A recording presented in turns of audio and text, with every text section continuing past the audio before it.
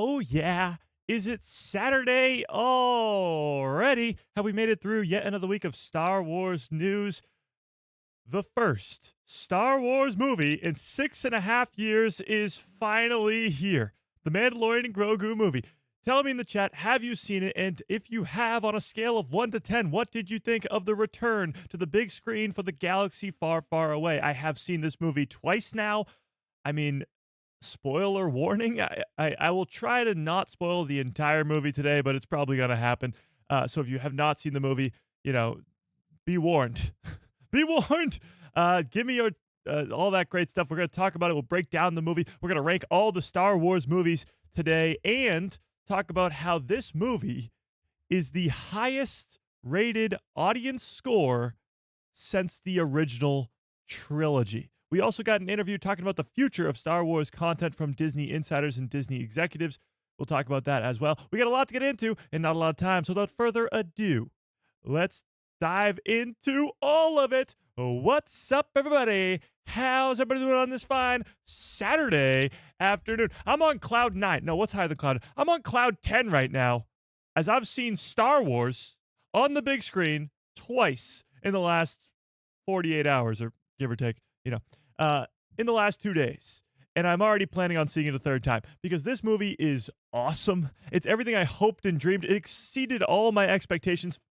Was there a giant cameo like Luke Skywalker? No, but you still had your Carson Tavas. Of course, Rod of the Hutt is back. Embo is more badass than I expected him to be. It was great. It was awesome. I gave it an 8.5 out of 10 after my first watch. I think I might even bump it up a little bit more after my second watch. I did enjoy it even more the second time. But we're talking about Star Wars being back on the big screen today. We're talking about just the insane run we have had as Star Wars fans in the last 12 months, from Andor Season 2 to Maul Shadowlord to this now. It truly is where the fun begins. This is where the fun begins. But before we dive into any of that stuff, let's start the stream the only way we know how, by saying hi to everybody in the chat, shall we? Mando United, how we doing? Nico in the house.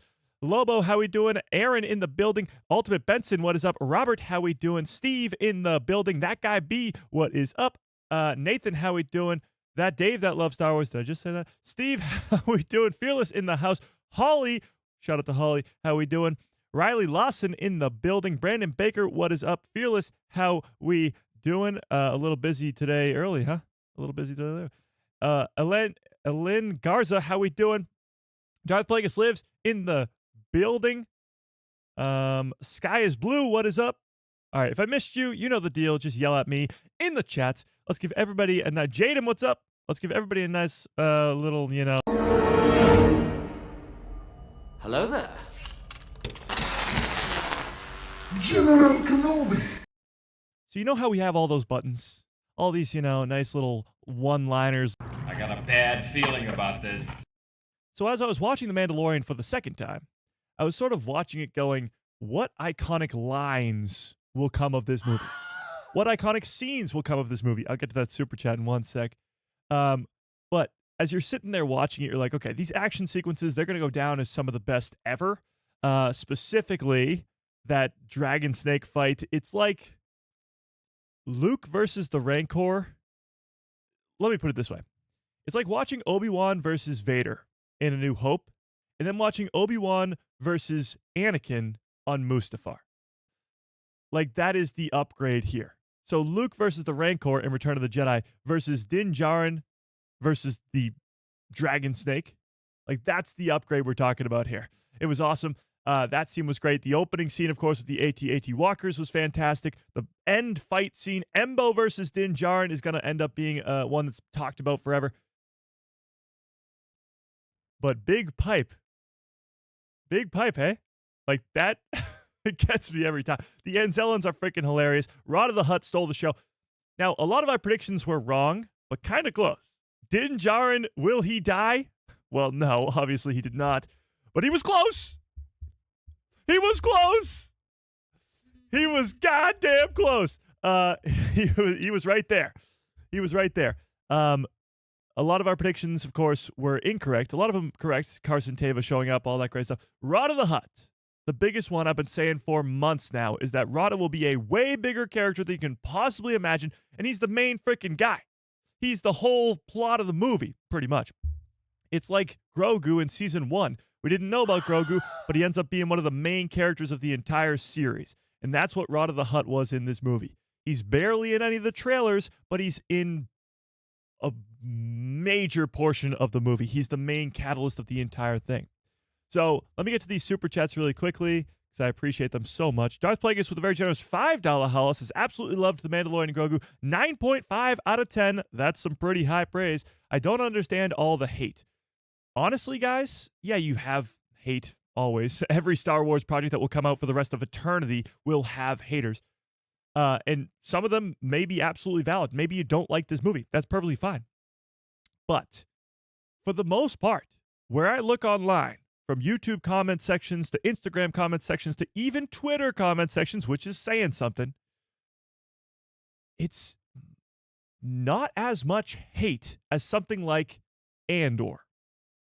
Or even like The Mandalorian Season 3. Like, I'm seeing so much more positivity about this movie. And when you look at the audience score, which we're about to look at in a second here, I'll pull it up right now. The audience score is an 89. An 89.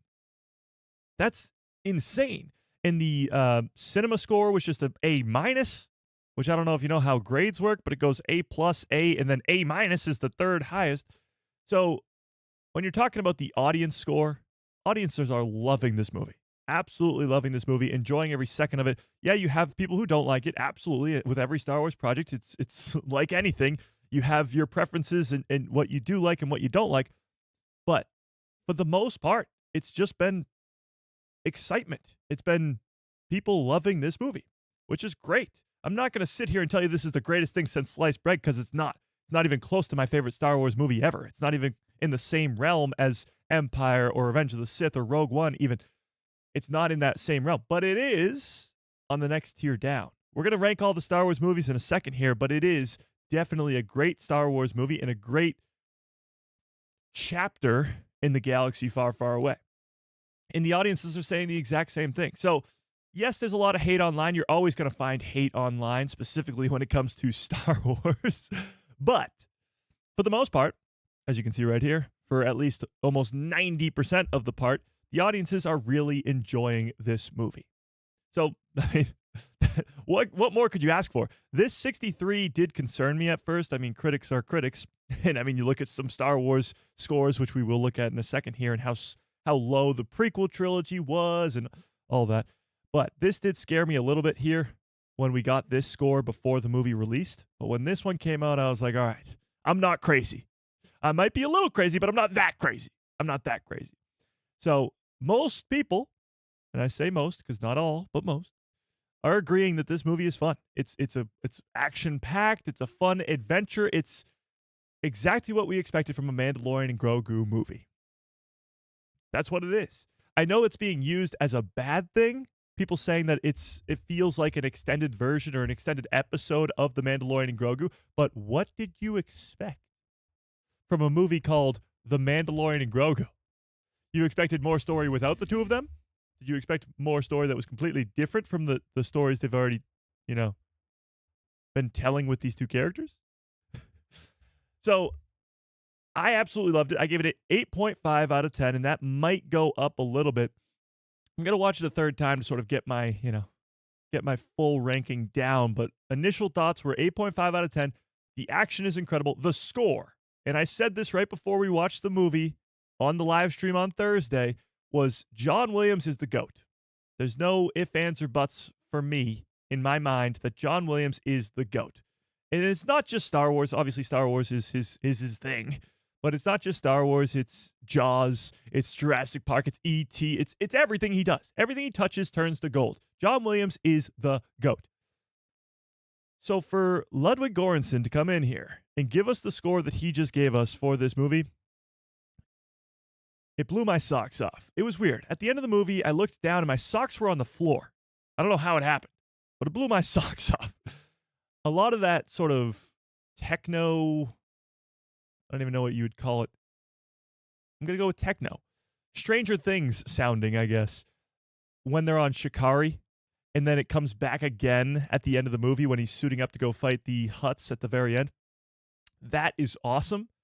It's a very Mando feel to it, and the Mandalorian theme. I mean, it's already it's already awesome. So having that integrated in is just so good.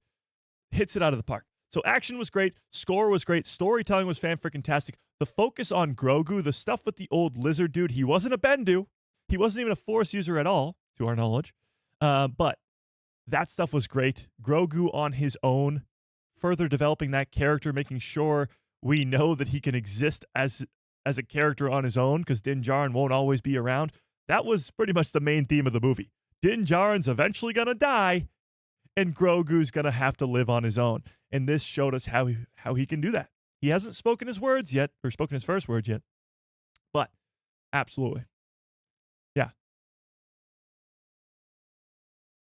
Indeed. Okay.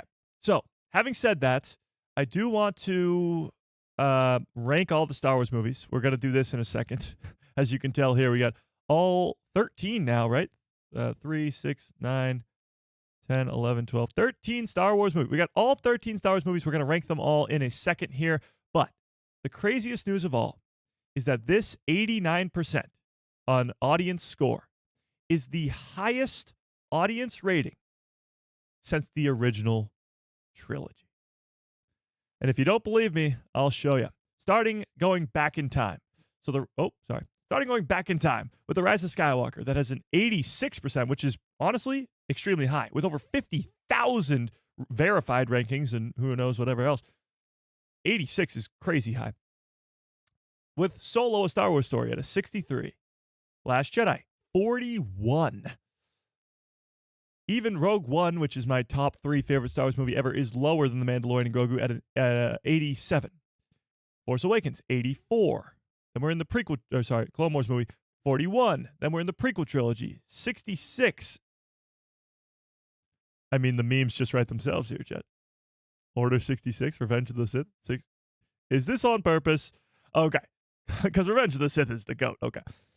56 for Attack of the Clones, and a 59 for The Phantom Menace. It is the highest rated audience score since Return of the Jedi in 43 years. Solo is criminally underrated. I agree with you. On that.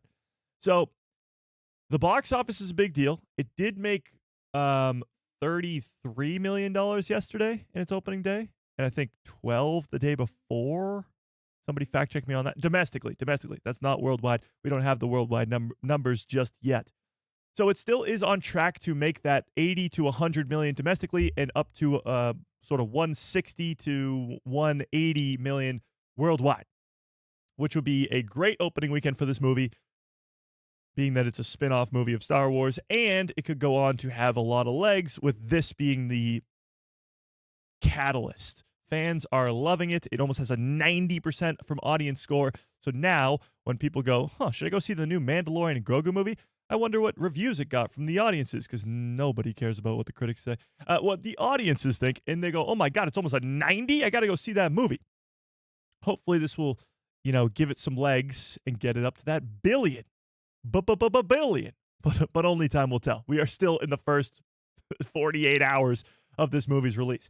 So, having said that, it is the highest rated audience score since the original trilogy, which is absolutely insane. Do I think it's the best Star Wars movie since Return of the Jedi? No. Not even close. But we will talk about it. We will rank all these Star Wars movies. Now, if you're just coming in because we got a bunch more people now, rank this movie on a scale of 1 to 10 if you have seen it already. Tell me on a scale of 1 to 10 in the chat. I'm actually going to put up a poll here.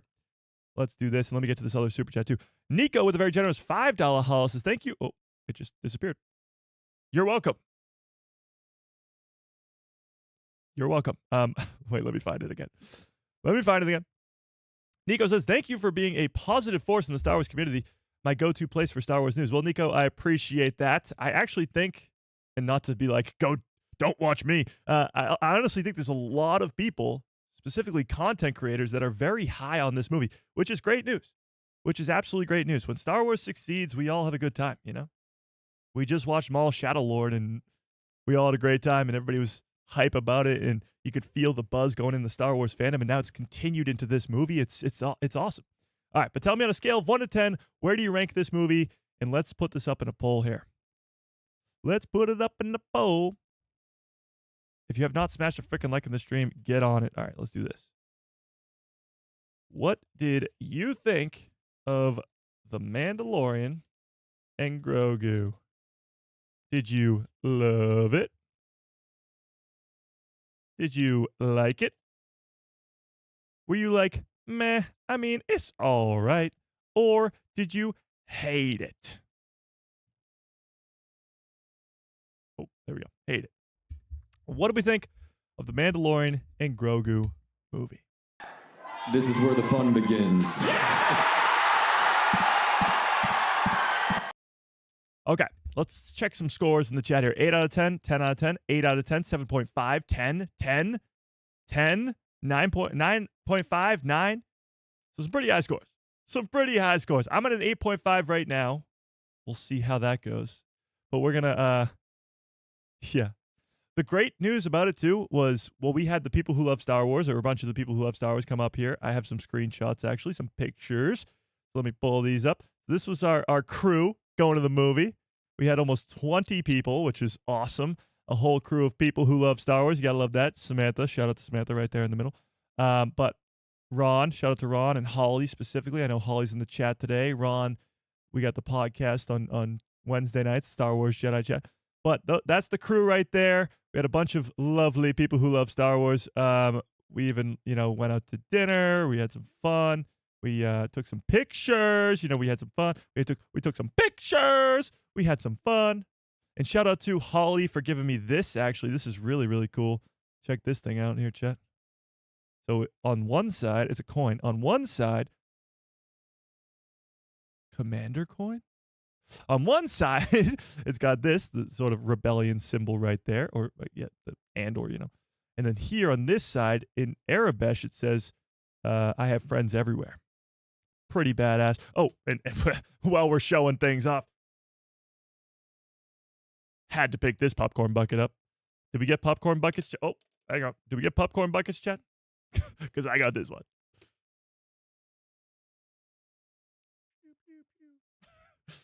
Din Djarin hanging off the side of the AT-AT, Pretty awesome. The legs move back and forth, Pretty epic. I'm going to have to find a spot in the background for this thing. Pretty large, so I'm going to just put it off to the side for now. We'll just leave that off to the side right there. But a lot of fun. People who love Star Wars, going to see it with all you guys was a blast. Seeing it in IMAX, that's a big deal too. Seeing it in the IMAX theater was, I can only assume, a lot better than the regular theater. What the best part about seeing something in IMAX is, yes, the visuals in this movie had a ton of IMAX scenes where it fits the whole screen, but it's the audio. It's the audio. When I can't hear whatever Samantha's trying to tell me on my left, that's when you know it's a good volume. When I can't hear myself think, that's how you know you're in Star Wars. That's how you know you're watching the Star Wars movie that you want to. And yes, we all have friends everywhere. So even if you couldn't come out to the movie, we're celebrating with you in spirit, and it was a lot of fun. Absolutely. Okay. So 8.5, 8 out of 10, 10 out of 10, 9.5, 8 out of 10. So some pretty high scores. 9 out of 10, yep. Pretty high scores. You got to love that. You got to love that. So before we break down and rank all these Star Wars movies, let me just remind you of something here, Jen. Let's not take this for granted at all as Star Wars fans, okay? In the last 12 months, the last 3 major Star Wars projects, the last 3 shows and movies have been Andor Season 2. Just remember how peak that was. Specifically the last 5 episodes, but the entire season. Andor Season 2. We just came off the backs of Maul Shadowlord. In my personal opinion, the single greatest animated season we've ever had, which is saying something for as big of a Rebels fan I am. And now we just watched The Mandalorian and Grogu. The first Star Wars movie in 7 years. It's hard to not just say those three projects and have a massive smile on your face. You know? You could say Star Wars is back. You could say Star Wars is revived. You could say whatever you want to say. I don't think Star Wars has gone anywhere, if I'm being honest, but you can say whatever you want to say. The last three major Star Wars projects in the last 12 months have been bangers. Absolute bangers. And The Mandalorian and Grogu, in my personal opinion, being the worst of all three, it's not bad by any means, but being the worst of all three. And we are just going to keep on going. Next year's Ahsoka Season 2, Star Wars Starfighter, Maul Season 2, and who knows what else. So we just have banger after banger after banger. It truly is the greatest time to be a Star Wars fan right now. And just, don't take it for granted. Don't take it for granted. We've had arguably the greatest 12 months in the history of Star Wars content, with three of the absolute best Star Wars projects we've ever seen. It's crazy. It's absolutely crazy. But having said that, let's rank all the Star Wars movies. It feels like we've been doing these ranking lists, tier lists with the Star Wars shows over and over and over again, because we've gotten new shows, and every time there's a new show, we have to do a new tier list. But now we're doing it for the movies, because we've finally gotten, for the first time in almost 7 years, a new Star Wars movie. Now, I think the way we're going to do this is in release order. So starting all the way back in 1977 with A New Hope and go all the way up until the newest. The newest, the latest, the greatest. Or not the greatest, but yeah. Call-ins later? Absolutely, Steve. We will do some call-ins later on in this stream. Okay, so let's start. We got S tier, A tier, B tier, C tier, and D tier. S, of course, being the best, D being the worst, if you didn't know. If you didn't know. Okay, let's start with A New Hope. Where would you put Star Wars? Period, end of sentence. Star Wars Episode 4, A New Hope. 1977, the first ever Star Wars movie. It's hard with this movie because is it the best Star Wars movie? In my personal opinion, no. But none of the rest of this list exists without it. So it's like you have to weigh the movie itself versus the importance it has because it's the most important. Without this movie, none of this exists. None of us exist. Okay, maybe we exist, but, none of us exist. Yeah. Can we have more than one in S tier? Absolutely. There's going to be a lot in S tier. And we'll start with A New Hope. I'm seeing everybody pretty much agreeing that this is an S tier movie. In terms of plot and, just storytelling, it might not be the best Star Wars movie. But in terms of importance, in terms of just innovation in the movie industry, it's S tier all day long. Even the plot itself would probably be A or S. The Mandalorian and Grogu, and this may sound crazy, it feels like A New Hope in a bunch of different ways. In one way, obviously, all the puppets and all the, the Anzellan type creatures. The Anzellans and Grogu are R2-D2 and C-3PO. R2-D2 being Grogu because they both don't speak, but they're funny. They're comedic relief. And the Anzellans are like like C-3PO, sorry, because they speak.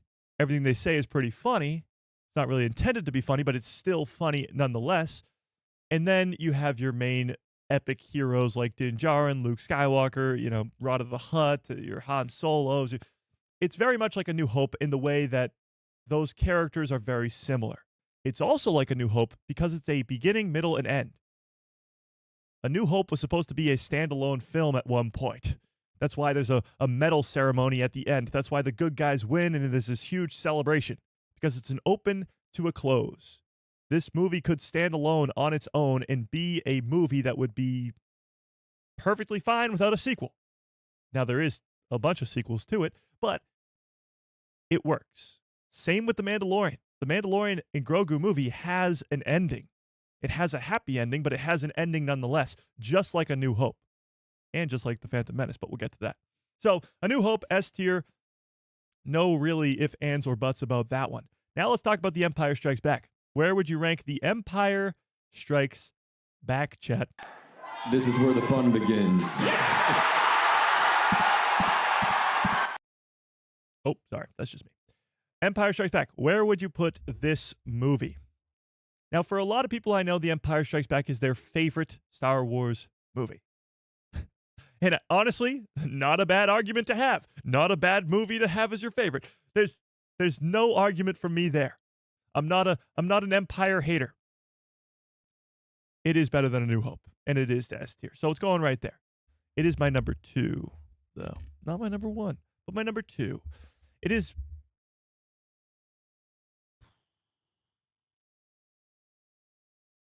the greatest direct sequel to a movie ever. 100%. The greatest direct sequel to a movie ever. The other ones that are up there probably are like Terminator 2, Rocky 2, The Godfather Part 2, Dune Part 2. A lot of times with any sort of sequel, it's worse than the first. Most times, I would assume, it's worse than the first. But when it comes to Star Wars, and a couple of others, the sequel is better. So, Empire Strikes Back is S, and it's going to be, very, very high S. Now let's get to Return of the Jedi. Where would you put Return of the Jedi? Are you an Ewok hater? Where would we put Return of the Jedi? Honestly, Return of the Jedi might be the beginning of when all the Star Wars hate began. The divide of the Ewoks was the opening wound to this massive crevasse, this massive gap that we have in the Star Wars fandom. It can all be tracked back to the Ewoks. Return of the Jedi. What can I say? I mean, I love the Ewoks. Absolutely. So if you do hate the Ewoks, this may be a lower movie. From one of my friends, again, this is his favorite movie, and I can see why. The Luke versus Vader at the end is incredible. Obviously, Vader coming back to the light. It's the redemption of Anakin Skywalker, killing Palpatine, or so we thought. Return of the Jedi, S tier all the way. Now the question becomes, is it higher than A New Hope? Is it higher than Empire? Where would you put Return of the Jedi in terms of these movies right here?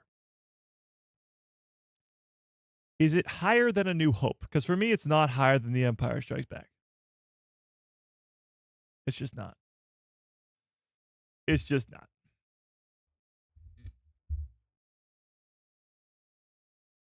Is it higher than A New Hope? Honestly, it depends on the day. It really does for me. You could easily make the argument that it's better. You could easily make the argument that it's worse. It's really tough. It is really tough. I think just because of what A New Hope has done for the franchise and for movies in general, I'm going to give it the benefit of the doubt and put it slightly higher than Return of the Jedi, but both S tier movies. Now, moving on to the prequel trilogy. Where would you put The Phantom Menace?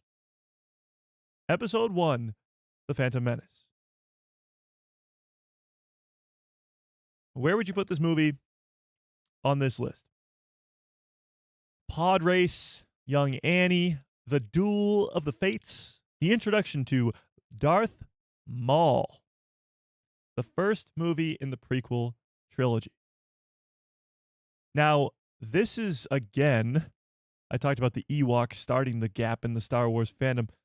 The Phantom Menace was a big one. You look at just the Rotten Tomatoes score even. I mean, look at that. It's got a 54% from critics, 59% from audiences. And this is where I disagree wholeheartedly with the Star Wars fandom, or at least the audiences from 1999. This movie is way better than a 59%. Now, maybe it's because I grew up on the prequel trilogy. Maybe it's because these movies were made for my generation of people. But I see the prequels in a whole different light than most people. Having said that, I do not think it's an S tier movie. It's not above any of these. I put it in the A, and it's probably going to be on the lower side of A, but it's not a B tier movie. Duel of the Fates in and of itself makes this a top tier. Qui-Gon Jinn, it's the only appearance of him, and he's one of my favorite characters in Star Wars. Darth Maul is my third favorite character of all time. And yes, he gets chopped in half in this movie, but, you know, his return is epic. It's an A tier all the way. Now, Attack of the Clones might be where I lose a lot of you guys, because I love Attack of the Clones. Now, I'm not going to be crazy. I'm not going to be like, oh my God, it's better than Empire. No, okay. But Attack of the Clones, where would you put Attack of the Clones? I know a lot of people, you know, they're lonely in life. They don't like love stories. They sit at home and, you know, they're lonely. Just kidding. Just kidding, chat. Calm down. But I love the love story. George Lucas's cheesy dialogue, give me more. I don't like sand. Me either. That's some Riz right there. No. If you ever wondered why I have such a beautiful girlfriend, and we've been dating for almost 8 years now, it's because I learned my Riz from Anakin Skywalker in Attack of the Clones. If you ever wonder, if you're ever sitting there going, how the hell did Mike get such a hot girlfriend? If that's what you're wondering at night, staring at your ceiling in the dark, if that's what you're wondering at night, it's because of Attack of the Clones.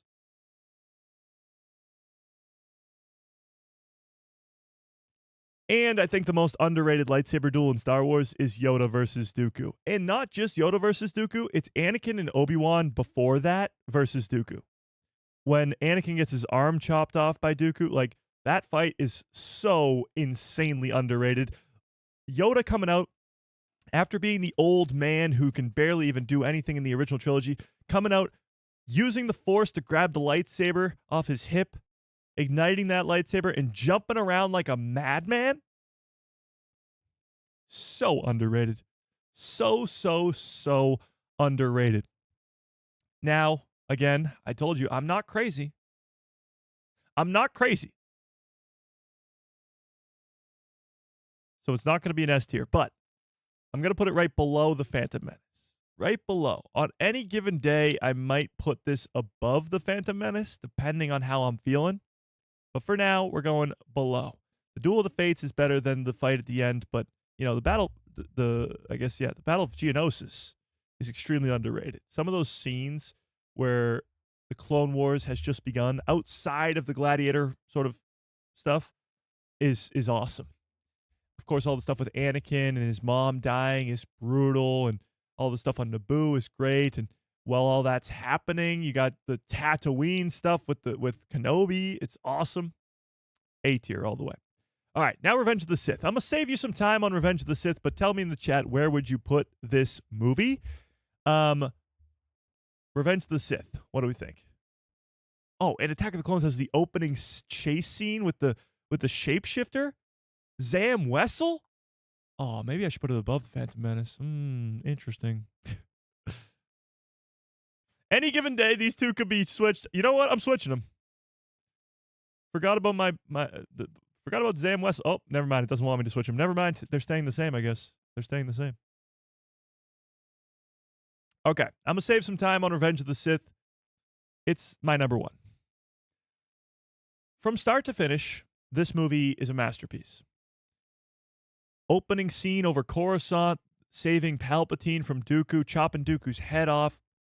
That entire action sequence, the first sort of 30, 45 minutes of the movie being that fight above Coruscant. And then goes directly into the chaos that ensues after that, which is Obi-Wan going to Grievous, not being there for Anakin when he falls. Anakin having the nightmares. It all turns into Obi-Wan versus Grievous, and then Order 66. Mace Windu versus Palpatine, Anakin storming the Jedi Temple, Anakin versus Obi-Wan, underrated, but Yoda versus Palpatine, all of it. It's just peak the entire time. And again, I grew up in the prequels, so you might disagree with me. You might think the originals are better. You might think something else is better. But for me personally, Revenge of the Sith is the top dog. And it remains the top dog. Probably forever. Having said that, I really hope someday a Star Wars movie comes out that beats Revenge of the Sith, but I don't really know if that's possible. I don't know. But tell me in the chat, do you agree with that?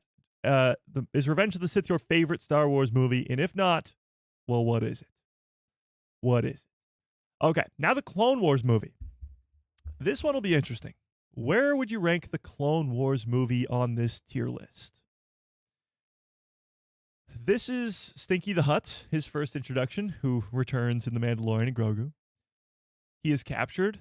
This is our introduction to the Clone Wars, so I guess you could argue, the same argument for A New Hope, that without the Clone Wars movie, the Clone Wars show never happens. And it's really funny when you look at it because the Clone Wars movie is one of the lowest rated Star Wars projects of all time at an 18% critic score, 41% audience score. But the show, the Clone Wars animated series, all 7 seasons, is one of the highest rated Star Wars projects of all time. So to go from the movie that the show is based on being the lowest to the show being the highest is an insane turn of events. Now, the plot of this movie is sort of what gets it. It's a filler plot for the Clone Wars show. The Clone Wars show is most known for its Siege of Mandalore arc, Umbara arc, Mortis arc, Fives arc, the Ahsoka leaving the Jedi Temple arc, the Maul stuff, all the stuff that's really, really great. Then you have the arcs that are very much filler. The clone arcs. I'm sorry, not the clone arcs. The droid arcs is what I meant to say. The droid arcs, the very much filler arcs.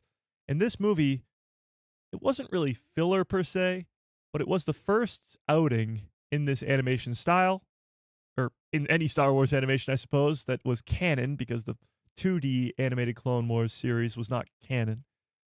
But it is one of the lowest rated things ever. So where would you put this Clone Wars movie?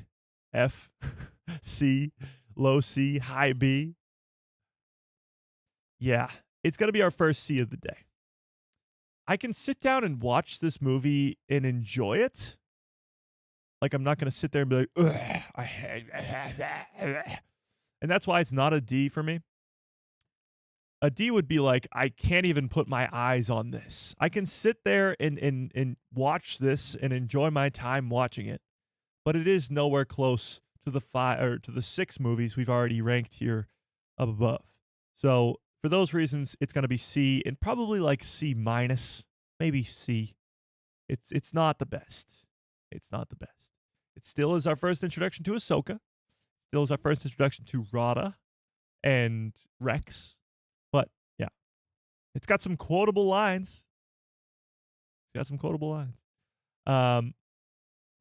C.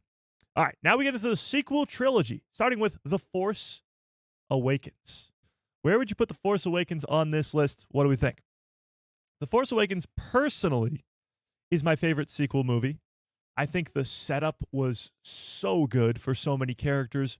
Finn, being that he's teased to be a Force-sensitive former stormtrooper. Oh, what a great arc that could have been. Rey had a great setup in that first movie. Kylo had a great setup in that first movie. Even Poe Dameron had a great setup in that first movie.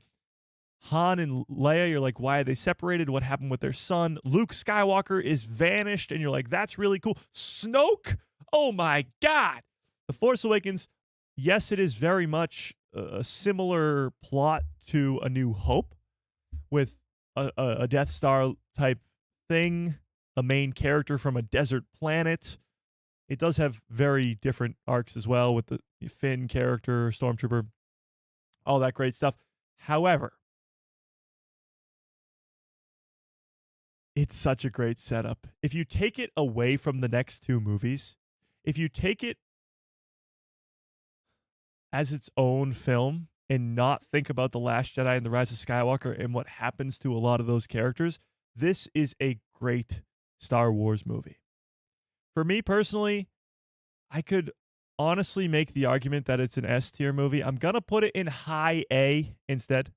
I'm going to put it in high A for now. It is better to me than Attack of the Clones and The Phantom Menace. I'm putting it right there at a high A. I love all the new characters and their introductions. What happens after that, that's up for debate. But for The Force Awakens as its own movie, it's going high A for me personally. $2 billion, here we come. ... Force Awakens did make $2 billion, no? Oh, you're saying for the Mandalorian and Grogu. I still think the Mandalorian and Grogu can make $1 billion. $2 billion? That would be a surprise to be sure, but a welcome one. But, yeah. So, that's where I'm putting The Force Awakens. Next, we got Rogue One. I'm very interested to see where you guys put Rogue One, a Star Wars story. Rogue One came out 10 years ago now. That's kind of crazy to think about. Rogue One came out 10 years ago. Now, Rogue One is made even better by stuff like Andor. But where would you put Rogue One, a Star Wars story? Seen a lot of S tiers. A, yeah. S, a lot of S tiers. For me, Rogue One is my third favorite Star Wars movie of all time. It's not better than Revenge of the Sith. It's not better than The Empire Strikes Back. But I do have it above the other two original trilogy films. For many different reasons. I think it is an original trilogy film through and through. It's just got better CGI and effects. The story for all the characters is incredible. Even though they all die at the end, you feel for them. You've only known these characters for 2 hours. Well, now you know them a lot more from Andor and all that. But you only know Jyn Erso and K2SO and Cassian and Chirrut for about 2 hours, 2.5 hours, give or take. And you care so much about them and what they're doing. The hallway scene of Vader speaks for itself. But this movie is the perfect Star Wars film. And honestly, when you add it to Andor, like Andor season 1, Andor season 2, and then and then Rogue One, it's one of the greatest trilogies ever. And then it's the perfect segue into A New Hope. I mean, could not say enough good things about Rogue One. I did just rewatch it recently with Samantha, and it still lived up to that hype for me. It still lived up to that expectation of being one of the greatest Star Wars movies ever. And it's crazy to think that that movie is 10 years old now. As the great Homelander once said, it was perfect. Perfect. I do want to pause here for a second. We'll get into the rest of the movies in just 1 sec. Have we come so far that we can't have good things anymore? Just asking for a friend. I'm asking for a friend. Has it become such a crazy divide just in the world in general, in everything? You know, just Star Wars, sure. Star Wars is a microcosm of just the world. Can we not like things anymore? Is that like a thing now? If you like something, you're stupid? Is it like if you like anything, you're wrong? Because I watched The Boys finale. Okay? And I'm ready to get some heat on this. I liked The Boys finale.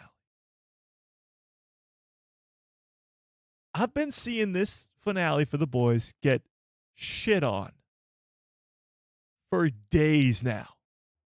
And I watched it having seen the horrible stuff people have been saying about it online. And I was lost. I was absolutely lost. What about it was bad? Okay, I'll take it away from The Boys because we're talking about Star Wars here. But it seems as though everything that comes out recently, from Invincible to Maul Shadow Lord, which granted, thankfully, most Star Wars fans did indeed enjoy quite a bit. But Maul Shadow Lord, The Boys, Daredevil Season 2, even Stranger Things at the end of last year. You look back at even Marvel movies from last year, Fantastic Four, Thunderbolts. Are you kidding me? Like, those were so good.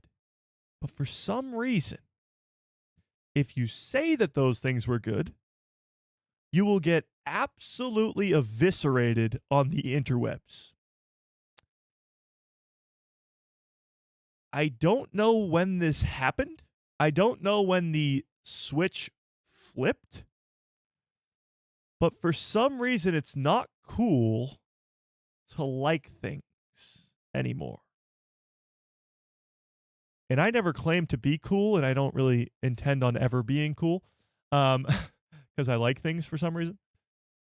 I don't know. I feel like for myself personally, for myself personally, I like to go to sleep at night with a smile on my face. Sound like the Joker right now. Oh no. I got a bad feeling about this. I like to go to sleep happy. Happy.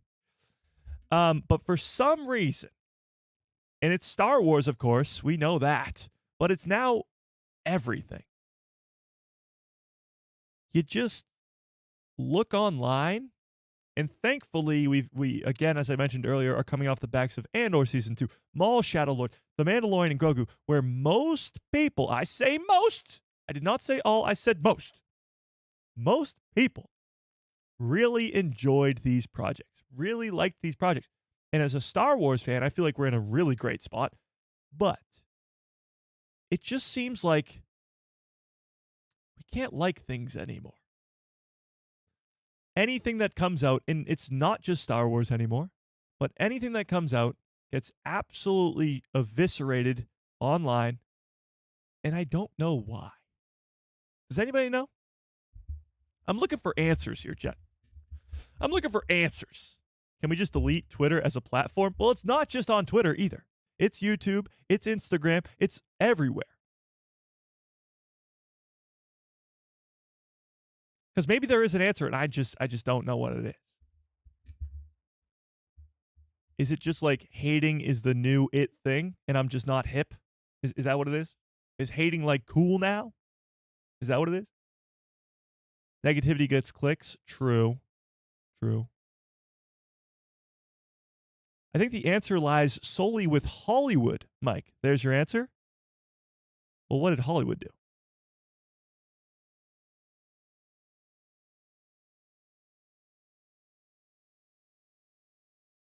Expectations. Yeah, true. Expectations are very high. People get, their expectations way too high for certain things. Sure. We have to be the example of positivity. There's a lot of positivity out there. I love a lot of Star Wars channels out there that are spewing positivity. And even when they don't like things, like for me personally, I'm not a fan of Visions at all. There's certain episodes that I like, but I'm not a fan at all. I'm not going to sit here for 2 hours and shit on what I don't like about Visions.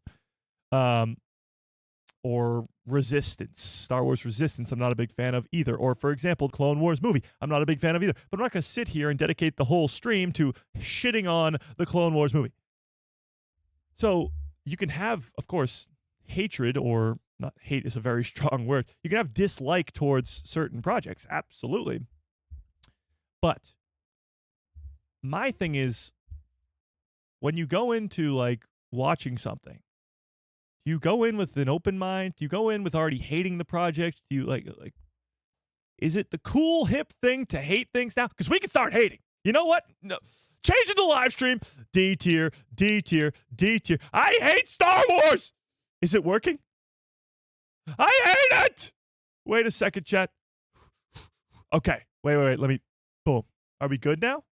Are we hip? Are we cool? Did we do it? Did we do it?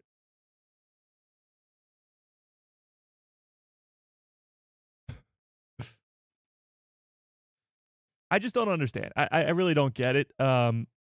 Maybe I missed the train on this one in terms of being cool, but I don't know. I feel like Star Wars is in a great spot. I feel like, you know, personally as a fan of things, I just watched so many peak shows in the last year. Not just Star Wars, but Invincible and The Boys and Daredevil and Stranger Things. I don't really understand. Sorry. Thank you for listening to my TED Talk on why everybody hates everything nowadays. Let's continue. So, speaking of everybody hates everything, let's talk about The Last Jedi, a movie I personally am not the biggest fan of. However, where would you rank The Last Jedi on this tier list? What do we think, Chet? The Last Jedi is arguably the most divisive Star Wars project of all time.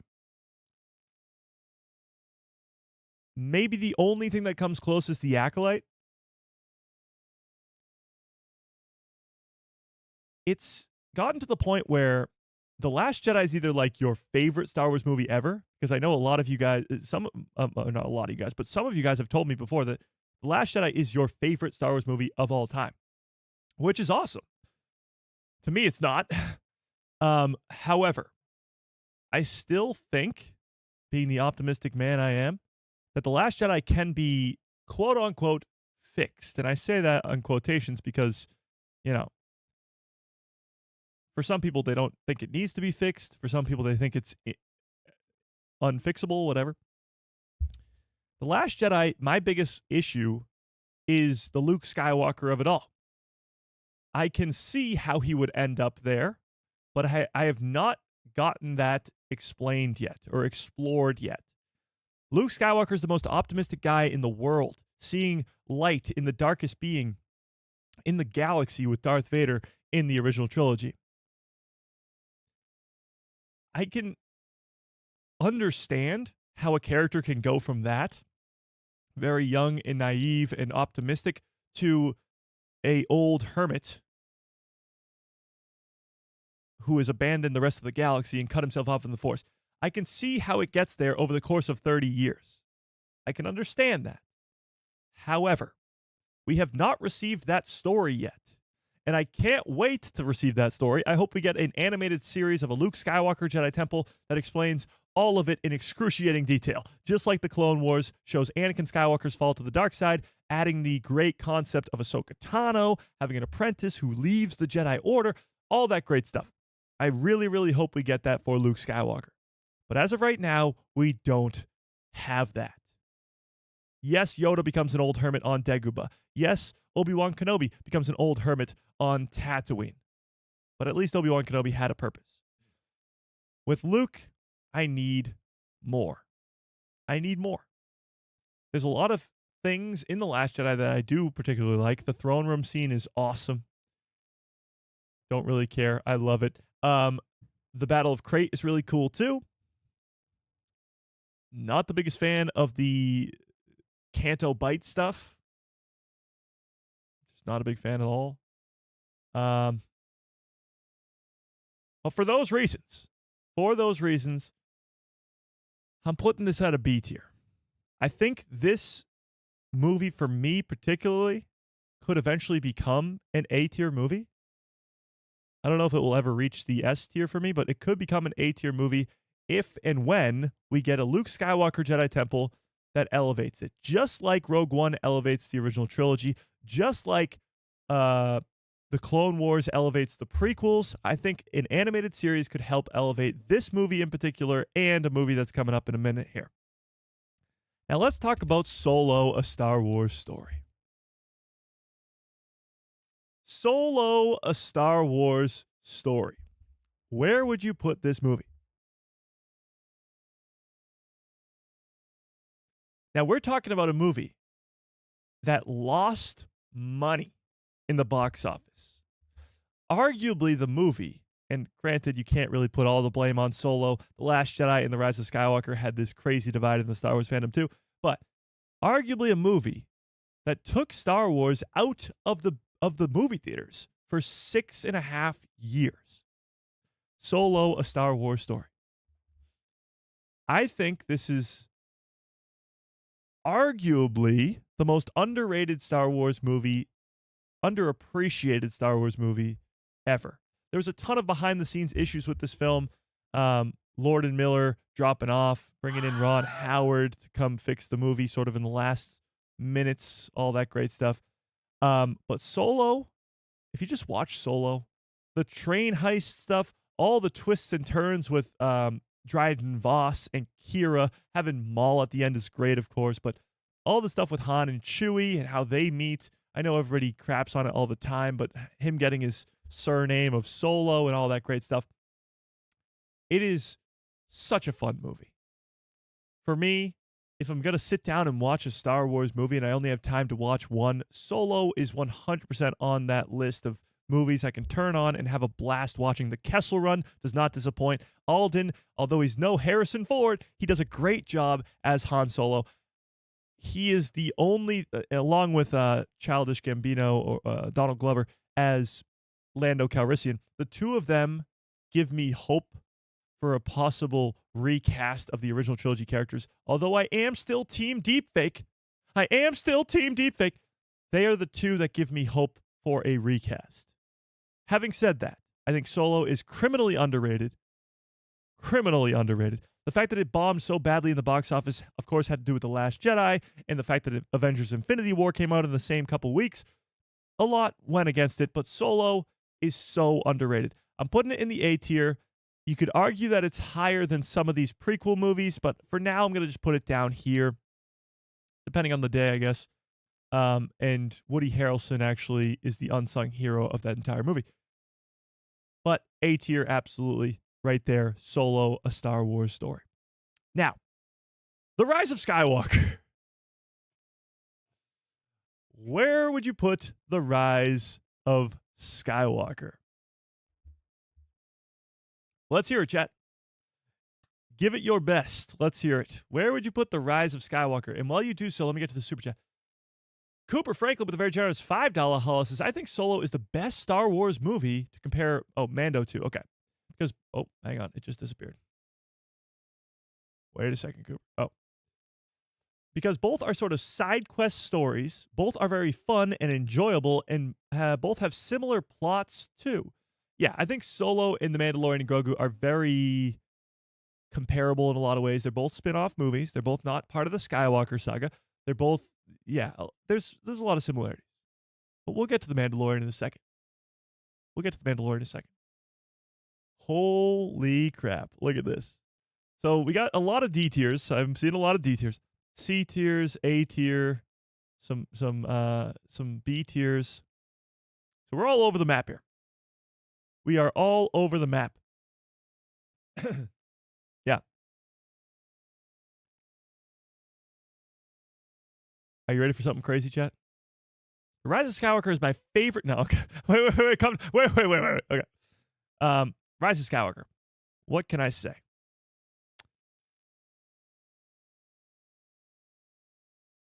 Somehow, Palpatine returned. Is that my issue with this movie? Yes and no. I think Palpatine's return is something that isn't the end of the world. I know everybody says it ruins Anakin's chosen one arc, which I disagree with wholeheartedly. It's not his job to kill Palpatine. That's not what the chosen one prophecy is. As we learned in the Clone Wars, the chosen one prophecy is for him to become the father of the Mortis gods. I don't think Palpatine's return is the problem, because that's something that's always been the plan. Darth Plagueis, his master, always being so obsessed with living forever, Palpatine having that same obsession, and even sharing that with Vader himself. So for him to have a contingency plan, for him to have a clone body to transfer his essence into, that does not bother me. Not at all. What bothers me is the execution of it all. The fact that it wasn't really the plan from the jump. If Palpatine was the plan from The Force Awakens and he was teased even more, or at all, I guess. That would be so much better. I do love, and I don't know if this was a coincidence or not, I do love that Rey's fighting style in the Force Awakens, is like Palpatine. She takes the lightsaber when she's fighting Kylo Ren in the forest, puts it up here and charges at him, just like Palpatine. Just the same sort of style, hinting that maybe she's related, which might not have been on purpose. But even if it wasn't, it's still there. But more stuff like that, if it was sprinkled in to the sequel trilogy, if it was the plan from the very beginning, it could have been executed so much better. So nowhere are you going to see me complain about Palpatine's return, because that is something that I think should have happened, and he definitely should have had a contingency plan, which we're now seeing so much more of in the Bad Batch, in the Clone Wars, in the Mandalorian, Project Necromancer, all over the place. That's not my problem with this movie. My problem with this movie is that it's so rushed. It feels like 3 movies in one. It feels like they tried to bring J.J. Abrams back to fix The Last Jedi, and retroactively, they sort of made a rushed new trilogy. Like, that movie is so fast, pacing-wise, that it's pretty much 3 movies in one. Now, a lot of the Force dyad stuff gets a lot of shit. I like the Force dyad. I think it's a really cool concept. I think the idea that specifically a Palpatine and a Skywalker being the Force dyad is really, really cool. And the fact that Anakin may have been created by Palpatine, all that great stuff. However, it is not saving this movie. I'm not trying to pitch to you today that the Rise of Skywalker is an S-tier movie. That's not what's happening here. I'm just, playing devil's advocate both ways. For me, The Rise of Skywalker, I do enjoy watching more than The Last Jedi. Again, that may change very drastically if there's a Luke Skywalker Jedi Temple show that fixes Luke Skywalker on Oct 2. But for me, Palpatine's return is far less of an issue than Luke Skywalker on Oct 2. So for me, it's a B tier, but it's B tier above The Last Jedi. That's where I'm at. Mike, Rise of Skywalker, S tier confirmed. Now, I was not trying to pitch you on the movie. I was just trying to, tell you where I'm at. Both of these films, I think, can be pushed up quite a bit. Clone Wars movie for me is probably not going anywhere. There's nothing that's going to save that movie. But for these two in particular, there's a lot that can be changed. Or not changed, but modified, I suppose. And now we get to the movie we all are here today for. Here today for? Sure. We're all here today for. The Mandalorian and Grogu movie. Let's talk about it. Where would you rank this Mandalorian and Grogu film? Where are we at? And while you do so, let me get to this super chat really quickly. Before I forget. The Ultimate Benson with a very generous $10 super chat. Holy crap, that's extremely generous. I appreciate that quite a bit. Says, bring in a young Palpatine clone in the Mandoverse. That would actually help the Rise of Skywalker, because then they would be like, here we go again with Palpatine returning. Yeah. I don't think that's a good idea, bringing in a young Palpatine clone. But I will say, all the stuff hinting towards Palpatine's return with Project Necromancer is great. I want to see how Snoke gets created. I want to see how the First Order rises. I want to see how involved Palpatine is from an audience perspective. Like, the good guys won't know, but we will know. It'll be like the Clone Wars. In the Clone Wars, you see Palpatine. In one scene, he's like, Chancellor of the Republic. And in the next scene, he's like, got his hood on. Can't put my hood on over these headphones. He's got his hood on, and he's Sidious. And us as the audience knows that he's Sidious. Us as the audience knows that he's playing the good guys and playing the Jedi. But the good guys don't know that. So for us to get a animated series or a live action series where we see that, where we see Palpatine appear to Ochi of Bastoon and hand him the dagger, or give him the dagger and tell him to go hunt down Rey and her parents, and give And when he does, then it will give him the way to Exegol and all this power that he searches for. Give us the explanation of him creating Snoke and being every voice that Kylo has ever heard in his mind, and have Palpatine in Kylo's mind giving him these Force visions. All of that would be awesome. A Luke versus young Palpatine would be cool, but a Luke versus Snoke would be cool as well, because Snoke is a badass character. He gets killed off too quickly in the Last Jedi, but everybody's scared of him in the galaxy. So you think about Leia and Luke in The Force Awakens, and Han Solo talking about Snoke. They know him. He's a household name, and they're frightened by him. So in order for that to make sense, we got to see Snoke do some bad things, some really bad things. Yeah, absolutely. Okay. So, where are we going to put the Mandalorian and Grogu? Let's see where you guys are at. We got a bunch of A tiers. See some B tiers, A, high A, B, B, A. Okay. Starfighter needs a young Palpatine clone? No. We don't need somehow Palpatine returns again after that. Isn't that in the novel, the dagger stuff? Yes. So I know I bring up this novel all the time, but this Shadow of the Sith novel, if you've read it, it makes the sequel trilogy like 1,000 times better. The reason that maybe some of you have, that's the chat. Say hi to yourselves, chat. The reason that some of you may have Rise of Skywalker and The Last Jedi in like a D tier, and I have it in the B, is because of this novel. It's because of the Bad Batch and The Mandalorian too, but it's because of this novel. Like, this in particular explains Ochi of Bastoon. It explains the dagger and makes the dagger make sense, because for some people, when you're watching The Rise of Skywalker and Rey goes up to the destruction of the second Death Star, pulls out this dagger and then goes like this, and it points directly to the destruction of Palpatine's throne room, and then there's a wayfinder in that throne room, you're like, what the bleepity bleep is going on here? This makes no sense at all. Where did this dagger come from? How does this even make any sense? It explains all of it. This book explains it to a T, and it makes perfect sense. So I'll give you the cliff notes.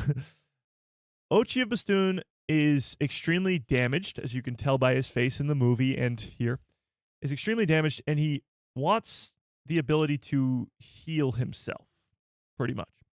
And Exegol has that power, and he's actually visited Exegol with Vader in the time of sort of before the original trilogy. That happens in the comics. So that's sort of the backstory. He is living in sort of like where Maul is living as Spider-Maul, in a garbage dump, pretty much. He's living in a garbage dump, and he gets visited by the Sith cultists that we see in The Rise of Skywalker, and Palpatine as sort of a Force vision to him. He creates this dagger out of thin air, gives it to him, and says, hunt down this girl and her parents, Rey and her parents, and when the blade is covered in their blood, it will show you the way to Exegol. So he hunts down her parents, as we know from the plot of The Rise of Skywalker. Her parents leave Rey on Jakku with Unkar Plunt, and when they leave the planet, they go to Pasanana, the desert planet from Rise, and Ochi tracks her parents down, kills them, but then he dies in the sand pits on Pasanana. So, kills them. The directions to Exegol are now on the dagger, or at least the way to find the directions to Exegol are on the dagger. And that's how Rey's able to find the Wayfinder on the second Death Star. That is not the entire plot of this book, by the way. The actual plot is Luke and Lando looking for Lando's daughter, which again connects to The Rise of Skywalker, and the Shadow of the Sith being, this whole character right here. So it's a really great book. It helps the sequels quite a bit. So if anybody, it's all just explained in that. It's a lot of unanswered questions in The Rise of Skywalker that get explained. And that's why these two movies are a lot higher for me, because it's explained. It's explained. Okay, now the Mandalorian and Grogu movie. I've been thinking about this nonstop for days now. Since I watched it the first time on Thursday night, I have been thinking about this nonstop. How does it compare to the other Star Wars films? It is so hard to compare these movies to each other in the first place because they're so different. They're so different in generations. They're so different in storytelling. It's not a Skywalker saga film, so it's very hard to compare. Having said that, I thought about it from a bunch of different perspectives. If I'm sitting down to watch a Star Wars movie, what would I rather watch? The Mandalorian and Grogu or this? The Mandalorian and Grogu or that? I looked at it from that perspective. I looked at it from a perspective of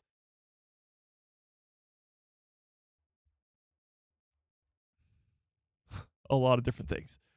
But I looked at it from a perspective of this is a movie, and I gave it in my review yesterday. It's a movie without a lightsaber. It's a movie that's not a Skywalker saga film that holds up as an incredible Star Wars entry in the galaxy far, far away. Somebody, Ultimate Benson, actually compared it to Solo, and it is very similar to Solo. I think it's far better than Solo, but it is very similar to the Solo movie. I think it benefits from having 3 seasons of the show before it. Obviously, the Book of Boba Fett having the twin Hutts be an important gangster, whatever, it helps further the Star Wars story with the Empire and the remnant of the Empire now having killed 2 Shadow Council members, now having the information that Lord Janu spewed to the New Republic, which will be the catalyst for Season 2 of Ahsoka, now knowing that Zeb will be in Ahsoka Season 2, and maybe now even Rada as well, and the criminal underworld aspect of it. The Pikes are all but extinct, to our knowledge. They're at least brought back to their home world of Obadiah, because all the ones on Tatooine are gone. And now the twin Hutts are gone. The head of the snake, the Hutts of who've been ruling the criminal underworld. There's something called Hutt space. There's the inner rim, the outer rim, the mid rim, and Hutt space. That's how crazy the Hutts are. They're gone now. They're all dead. That's how important this movie was. I've been hearing a lot of people say this movie was not important at all to the main Star Wars storyline. This is extremely important. This is where the fun begins.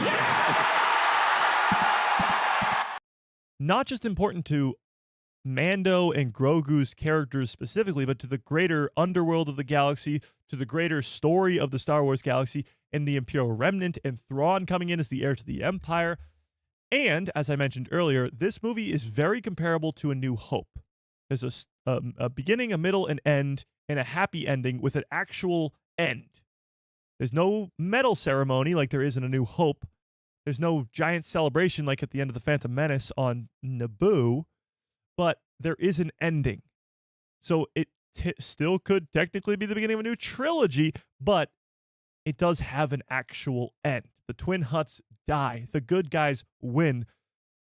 And the New Republic, at least for now, wins the day. Don't get used to that. Let me preface that. Do not get used to that. Because we're going to get a whole lot of loss very soon. Ahsoka Season 2, Thrawn is going to win. Dave Filoni's movie, Thrawn is going to win. And let's not forget, the First Order rises to power. So even if the New Republic beats Thrawn, Snoke's right behind him. Kylo Ren's fall is coming very soon. And the First Order takes over the entire galaxy by the sequel trilogy, or almost the entire galaxy by the sequel trilogy. So don't get used to these good guys winning, like in The Mandalorian and Grogu. Enjoy it while it lasts, because the First Order is coming. Thrawn is coming. And the bad guys are going to get a lot of wins. So enjoy this while it lasts. Having said that, right now, as it stands, where I'm putting this movie is above Solo. I think it's a far better movie than Solo. And then it becomes very interesting. As I mentioned earlier, I'm a big fan of Attack of the Clones, but I think it is a better movie just in general. I know there's no lightsaber duels or anything, but the action sequences in The Mandalorian and Grogu are better. And Again, this is an any given day type scenario here where I would put it in terms of these movies. It's in this mix. I don't know if it's above The Phantom Menace and The Force Awakens. I don't know if it's below just The Force Awakens or just below both of them. But for now, I'm going to put it right there. Right there. Right there. Right there. This is tough. Duel of the Fates is really what's putting me here.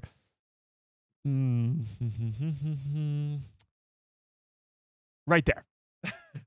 Right there. Yes, right there. That's where we're going. The second time I watched it, see, if you asked me this after my Thursday viewing, it might have been even right here. But the second time I watched this, I enjoyed it so much more than the first time. And maybe it's because I wasn't waiting for a Thrawn appearance or, a Harrison Dula appearance or something like that, or anything crazy. I just knew what I was going into, and it was so much better the second time. I feel like that's going to be the same scenario here. It is still the highest rated audience score since the original trilogy. I don't think it's the best movie since the original trilogy, as I have 1, 2, 3, 4 movies above it that have come out since the originals. But as of right now, and again, any given day, any of these could change. Like if I watch Solo, maybe I feel like for a day it's better than this or whatever. Opinions change. 1, 2, 3, 4, 5, 6, 7. I have it at number 8. At 8, right? Sort of smack dab in the middle, pretty much. 5 movies under it and 7 movies above it. Pretty much right smack dab in the middle. So, having said that, where would you put The Mandalorian and Grogu? And when you look at this, you look at how great we have it as Star Wars fans. Can you just take a second? Just take a second. So good. Okay, but having said that, let's talk about the movie itself a little bit here, okay? So a little bit more of a spoiler alert here. I know we've talked some spoilers in the stream already, but a little bit of a spoiler alert. My MVP of this movie goes to this guy right here.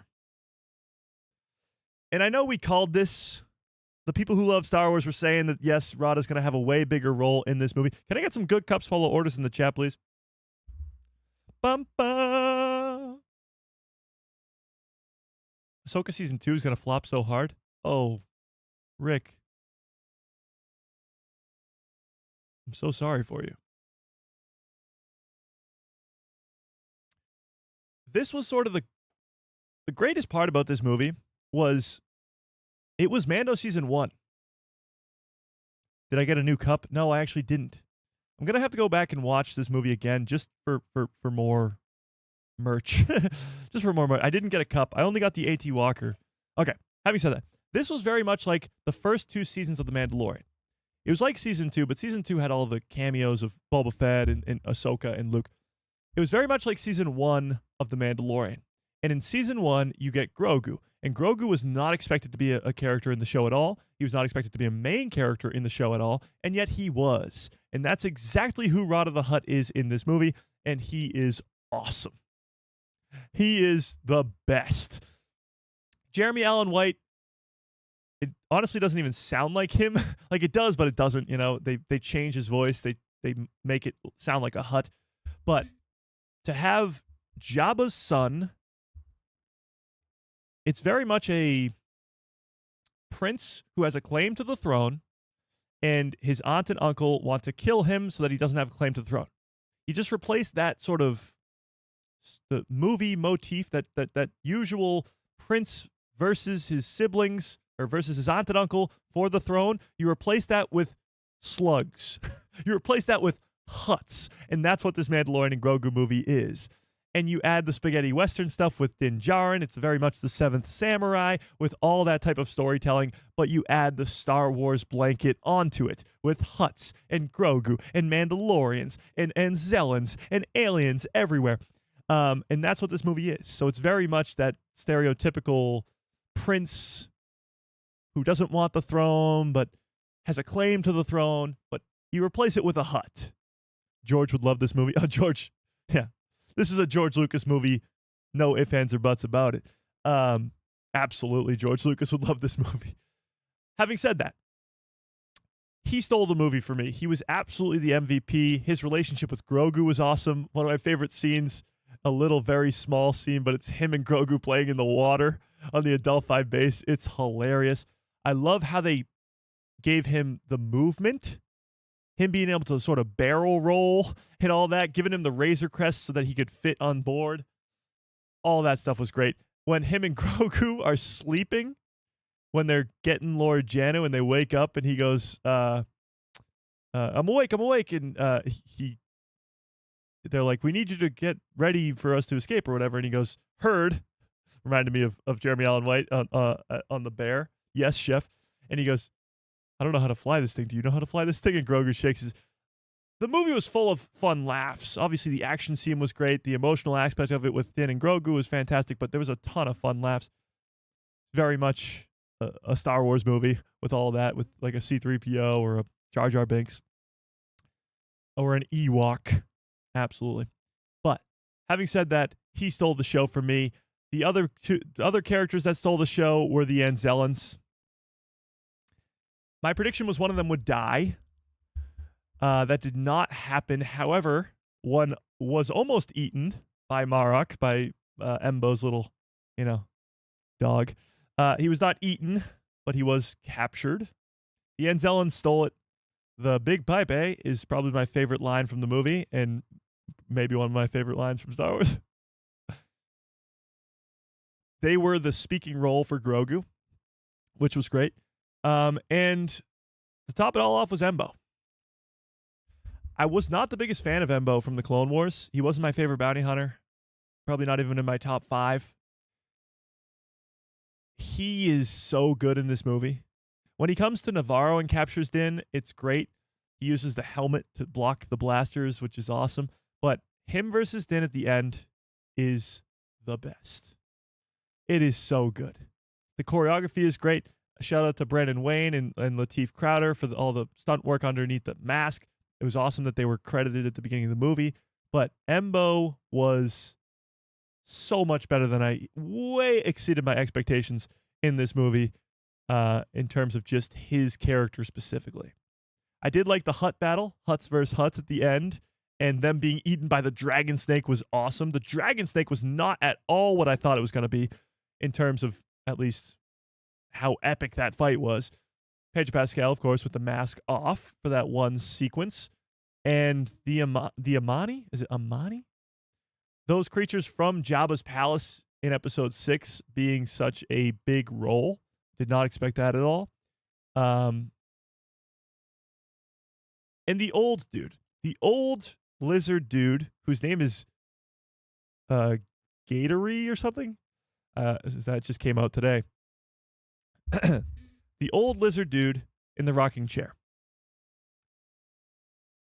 Who else jumped out of their seats when Grogu got eaten by that frog? Like, we saw it coming because we knew it was in the trailers, but my goodness. I had Sam on one side of me and a random person on the other side because I sat on the sort of in the middle, and they jumped like standing up pretty much. I jumped out of my seat too.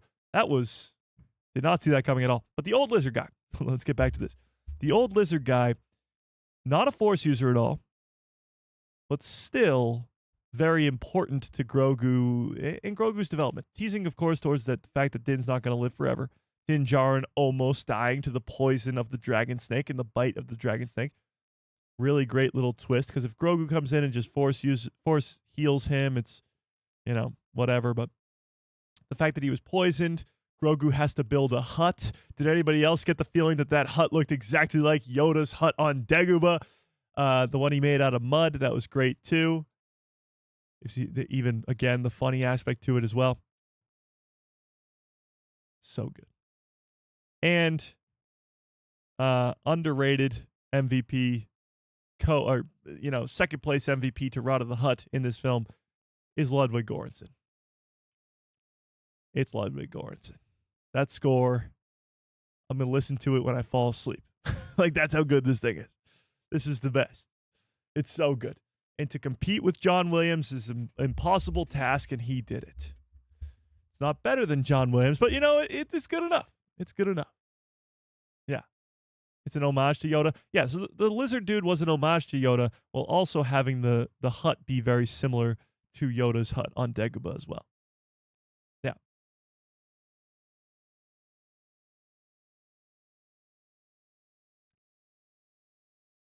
Force healing is a Sith power.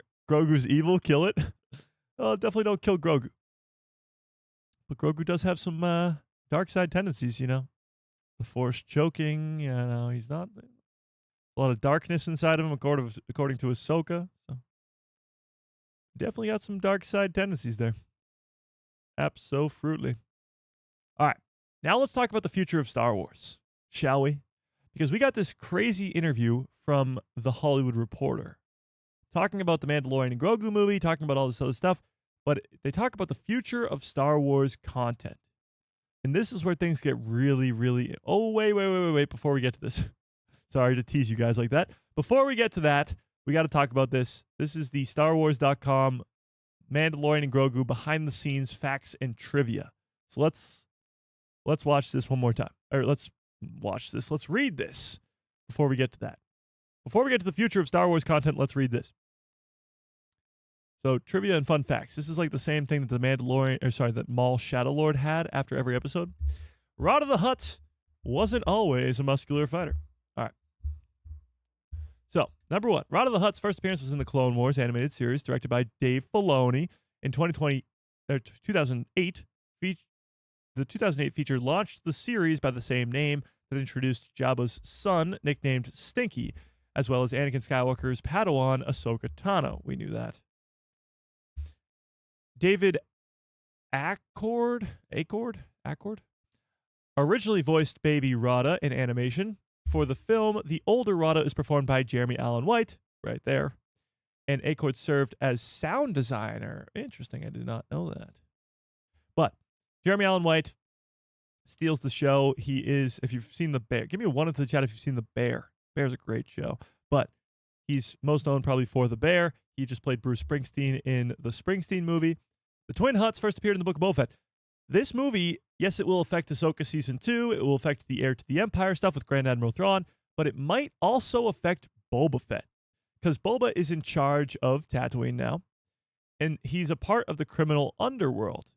Now that the Hutts are gone, the Hutts who have been rulers of the underworld, or at least a portion of the underworld, for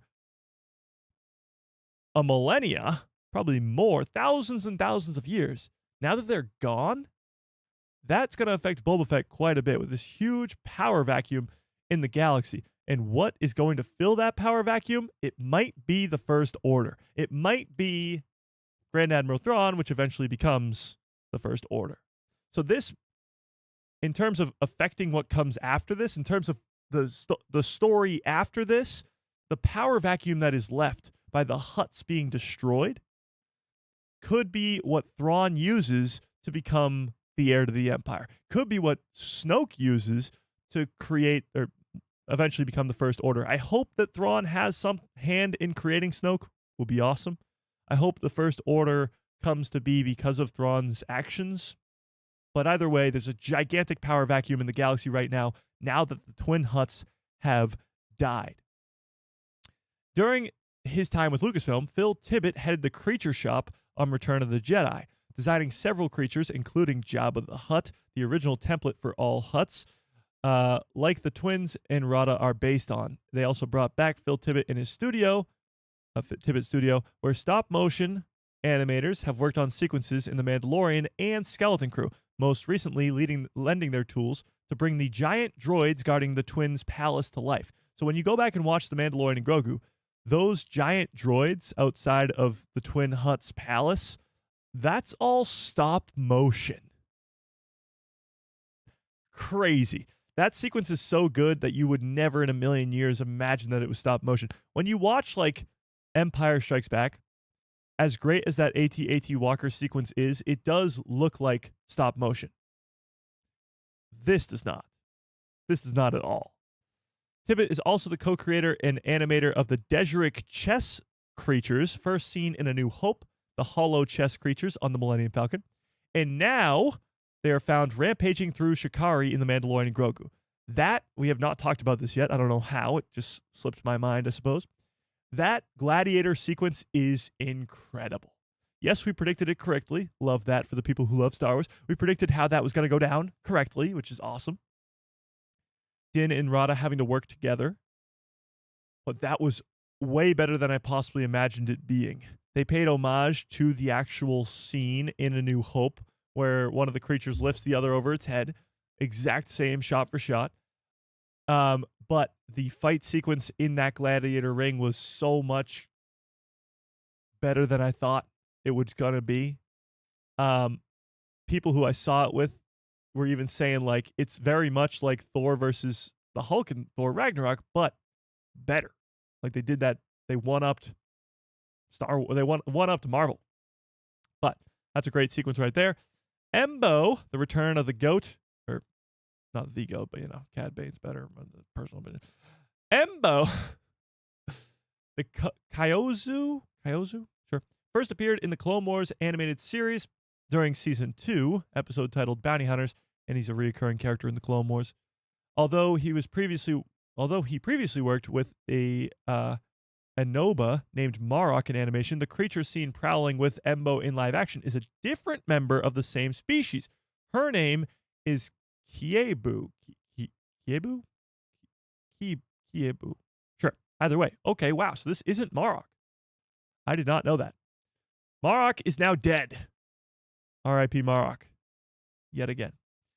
The Anzellans. Actor Shirley Henderson is the voice of the first Anzellan, Babu Frick, in The Rise of Skywalker, and also provided the voice of the trio of droidsmiths in The Mandalorian Season 3, and returned to voice all 4 Anzellans in this movie.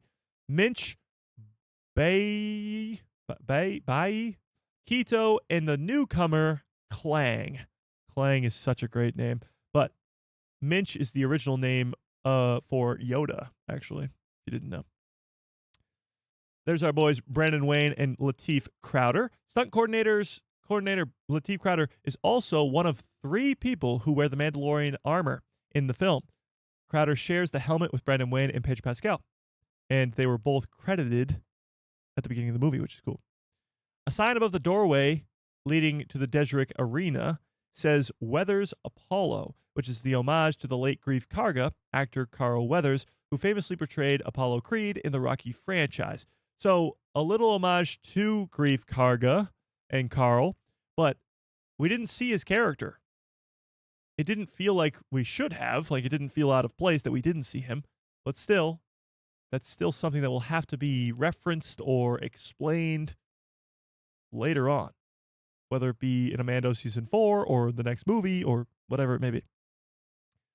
The design for the moon of Shikari resembles Prohibition-era Chicago and was inspired by Jon Favreau's time in the real city. Interesting. I never really thought of that.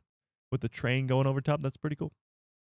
The Deseric match is an homage to the hollow chess game, first played in A New Hope. The Mandalorian and Grogu establishes that the creatures seen in the game are indeed real beasts that can be seen fighting in the pits of Shikari. Also confirmed to be the most dangerous creatures, or some of the most dangerous creatures, in the entire galaxy. Suga! Callback to The Mandalorian Season 1 and to the Jawas. Suga, I did notice this too, the egg, which it translates to. Hugo Durant keeps the Mudhorn egg at his stall.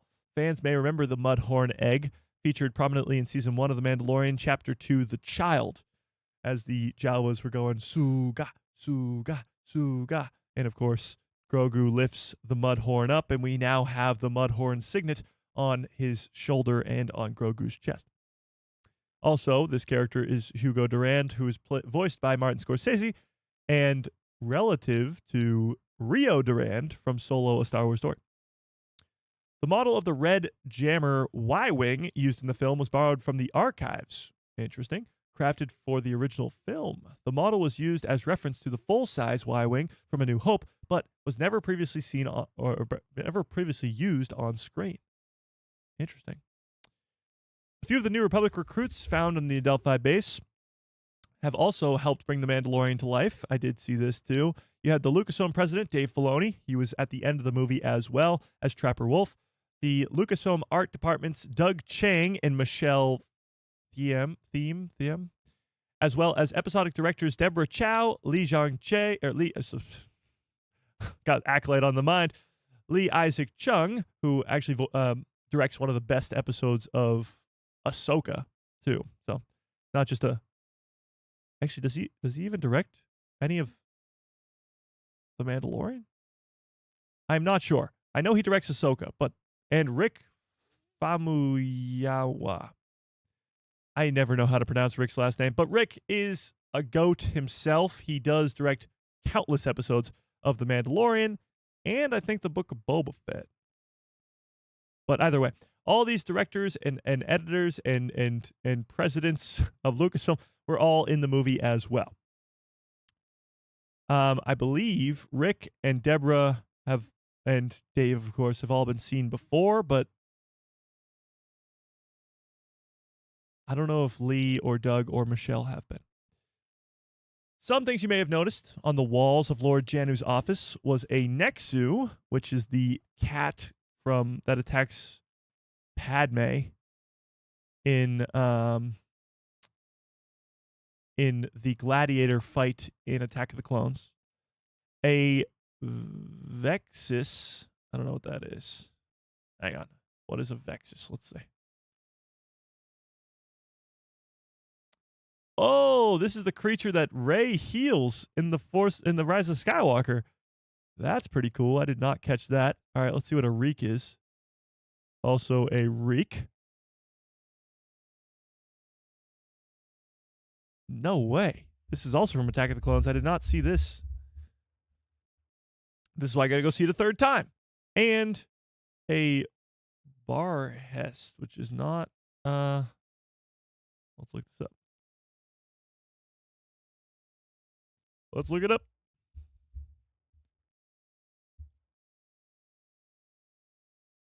Looks like a wolf of some sort. Oh.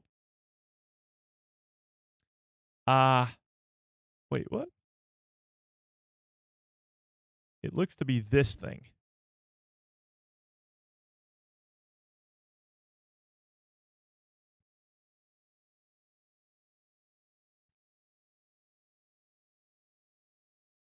Oh, it's in The Force Awakens. Okay.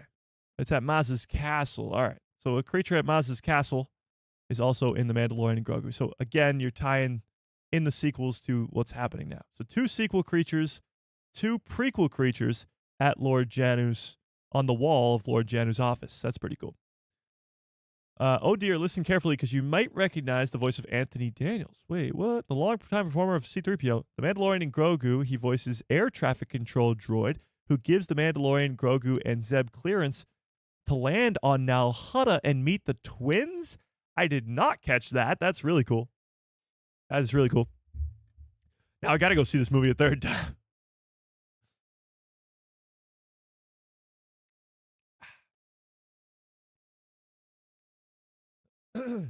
Okay. Continuing. Jon Favreau hand-painted the Rada the Hutt, the little Rada right there. Adult Rada had the anchor shape tattoo of his family clan on the back of his head, which is the opening shot of him, which is cool. Seen orbiting Nal Hutta is a city-covered moon, a nod to Nar Shaddaa, the famous smuggling moon first featured in the Star Wars comic in the 1990s. I did catch that, which is cool. And several recognizable droids, helmets right there, of course, stormtroopers, scout troopers. You got TIE fighter pilots, all that great stuff. Even a probe droid right there. Pretty cool. Look closely, you may spot Fuzzball locked in a cage. Oh, what the Self-Bar. Fuzzball was in episode 2 of Skeleton Crew. Yeah, one of those flying little dudes. Of course, we got what looks to be the Mantel mix from the Bad Batch. All this stuff. The holiday special weapon that Boba Fett has that Din Djarin uses. One of the arena weapons that Din has to choose from is modeled after the Blade of Chaos used by Kratos in the God of War. That's pretty cool. I mentioned this earlier, but Jon Favreau voiced Rio Durand in Solo, and Martin Scorsese is voicing Hugo Durand of the same species. Among the labeled food items in Hugo's food pod are containers of Archean tenderloins and these crackers and tree bites, all from the 2023 Star Wars Ultimate Cookbook. Cool. Mando's homestead on Navarro includes a padlock with a pair of blurgs, the creatures last seen in Season 1 of The Mandalorian. Also true. 2-foot and 4-foot model creatures created for motion control VFX shots for the new Razor Crest. What? Oh, okay. All that cool stuff. Oh, the turtle tanker. So this we've seen before in Season 4 of the Clone Wars episode, The Brothers, which is where Maul and his brother Savage Opress pretty much take over the tanker, which is pretty cool. And we saw that with Rada being taken away in that. That's pretty cool. Nal Hutta's first canonical Star Wars appearance was in Season 3 of the Clone Wars. This is the first time we're seeing it in live action. The Hutt fighters were inspired by 1981's Imperial shuttle design for Return of the Jedi. Interesting. That's pretty cool. Warlord Commander Barrow, which is the guy at the beginning of the movie, was previously glimpsed in a hologram meeting for the Shadow Council in Season 3 of The Mandalorian. We got 2 Shadow Council members in this movie. The AT-AT driver helmets were cast in light gray, matching what was done for The Empire Strikes Back. For years, many assumed that they were white because of inaccurate lighting behind the scenes photography, but originally AT-AT driver armor, like this is the detailed stuff that you don't. Nobody's catching that. Nobody's catching that. Yeah. The Whistling Birds. I noticed the Whistling Birds weren't in this movie, but it's because he used them at the end of Season 3 and just hasn't replaced them yet, I suppose. He hasn't been back to Mandalore yet to replace them. Yeah. Oh, yeah, the Amani. So the idea of the Amani can move quickly by rolling around is derived from the description of the original role-playing game supplement that gave them their name. The Galaxy Guide 12 Aliens, Enemies, and Allies, published in 1995. That's the type of detail that you just don't see, you know? That's the type of detail you just don't see at all. Should we do some call-ins? All right, let's do some call-ins. I'll open up the call-in stage, but we do have to read this Future of the Star Wars Galaxy stuff too. All right, let's do this. I'm going to open up a stage for call-ins in the Discord. Go join that right now and raise your hand, and we'll get you on in here. But let's read this, okay? So, the future of Star Wars films has been deeply planned, sources say. Take a look. The future of Star Wars has been under intensive planning, according to insider sources. As The Mandalorian and Grogu hits theaters this weekend to a mixed reception, there has been a lot of apprehension over how Disney and Lucasfilm will handle Star Wars going forward. A new report from The Hollywood Reporter has pulled back the curtain a little bit on the future of Star Wars inside of Disney and Lucasfilm. It does not offer a whole lot of new, but does give us something to hold on to during these turbulent times. Tease of the future. So let's get into this. According to a source inside of the Walt Disney Company working at Star Wars, they definitely have a plan, obviously. I mean, Dave Filoni just took over the company a couple months ago. There is a plan for the future, of course, with Grand Admiral Thrawn, but more importantly, the post-sequel time period with Starfighter, the Rey movie, Simon Kinberg's Trilogy. So let's talk about it. For what they'll be doing with the franchise after Star Wars Starfighter releases a year from now. The note is that staff are knee-deep into it, and that it's been an ongoing plan for a while now. One of the biggest complaints after of the sequel trilogy was the lack of planning. Have they learned their lesson for another go at creating a trilogy of films? We'll have to wait and see. But the idea that they're knee deep into it and this planning has been going on for a while now is a great sign. Based on what we've heard so far coming from the inside sources at Lucasfilm and Lucasfilm themselves, we should expect a trilogy by Simon Kinberg. How this connects into the sequel trilogy remains to be seen. Hopefully, Rey Skywalker makes her triumphant return to lead another new era of Star Wars theatrical releases. Or perhaps it is set far, far away from the Skywalker saga and offers something completely new.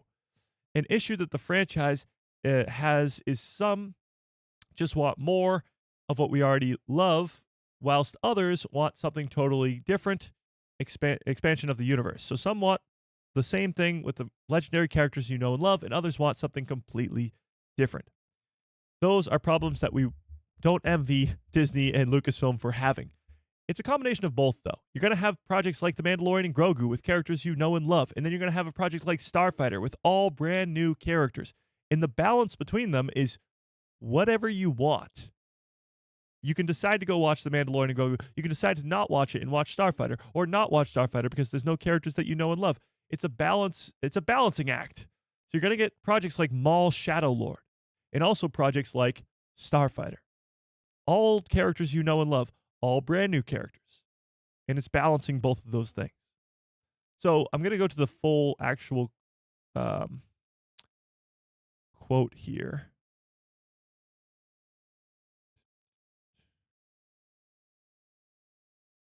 Let's see.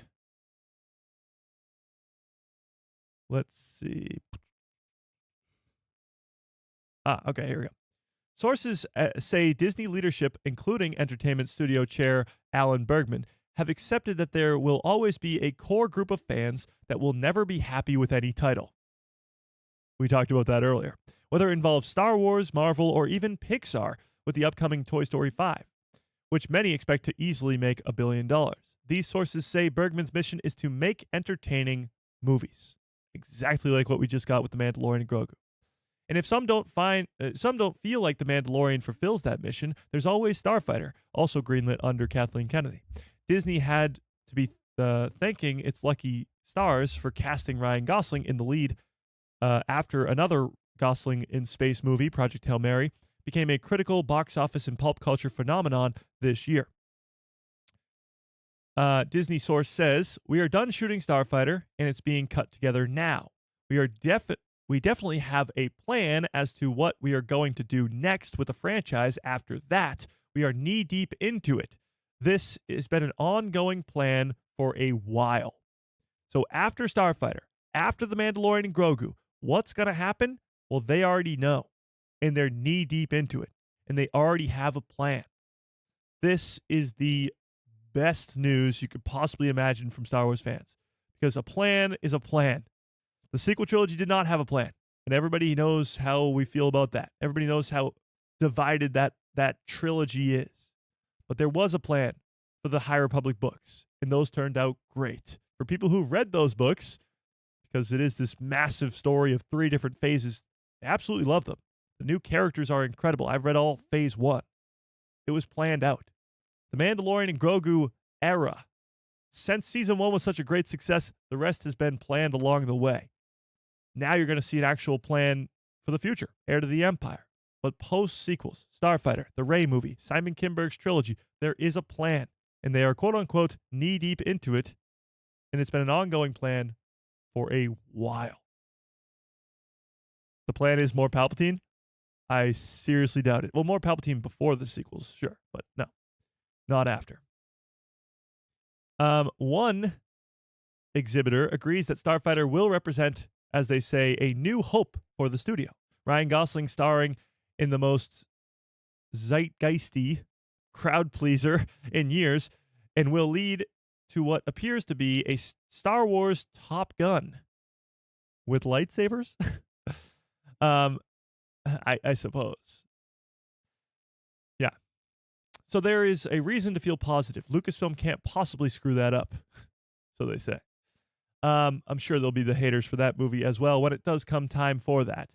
There was another thing in this article I wanted to get to before we get to these call-ins.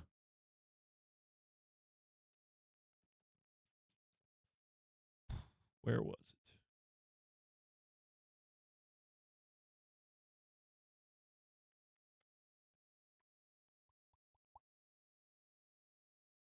Where was it?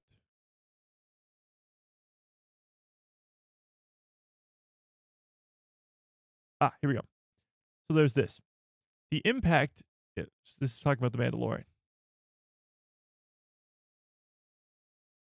So what the box office math ignores is that the film's rising tide effect for the studio. The Disney Plus Mandalorian series inspired north of $1 billion in merchandise sales, with the Star Wars franchise in general generating roughly $1 billion per year.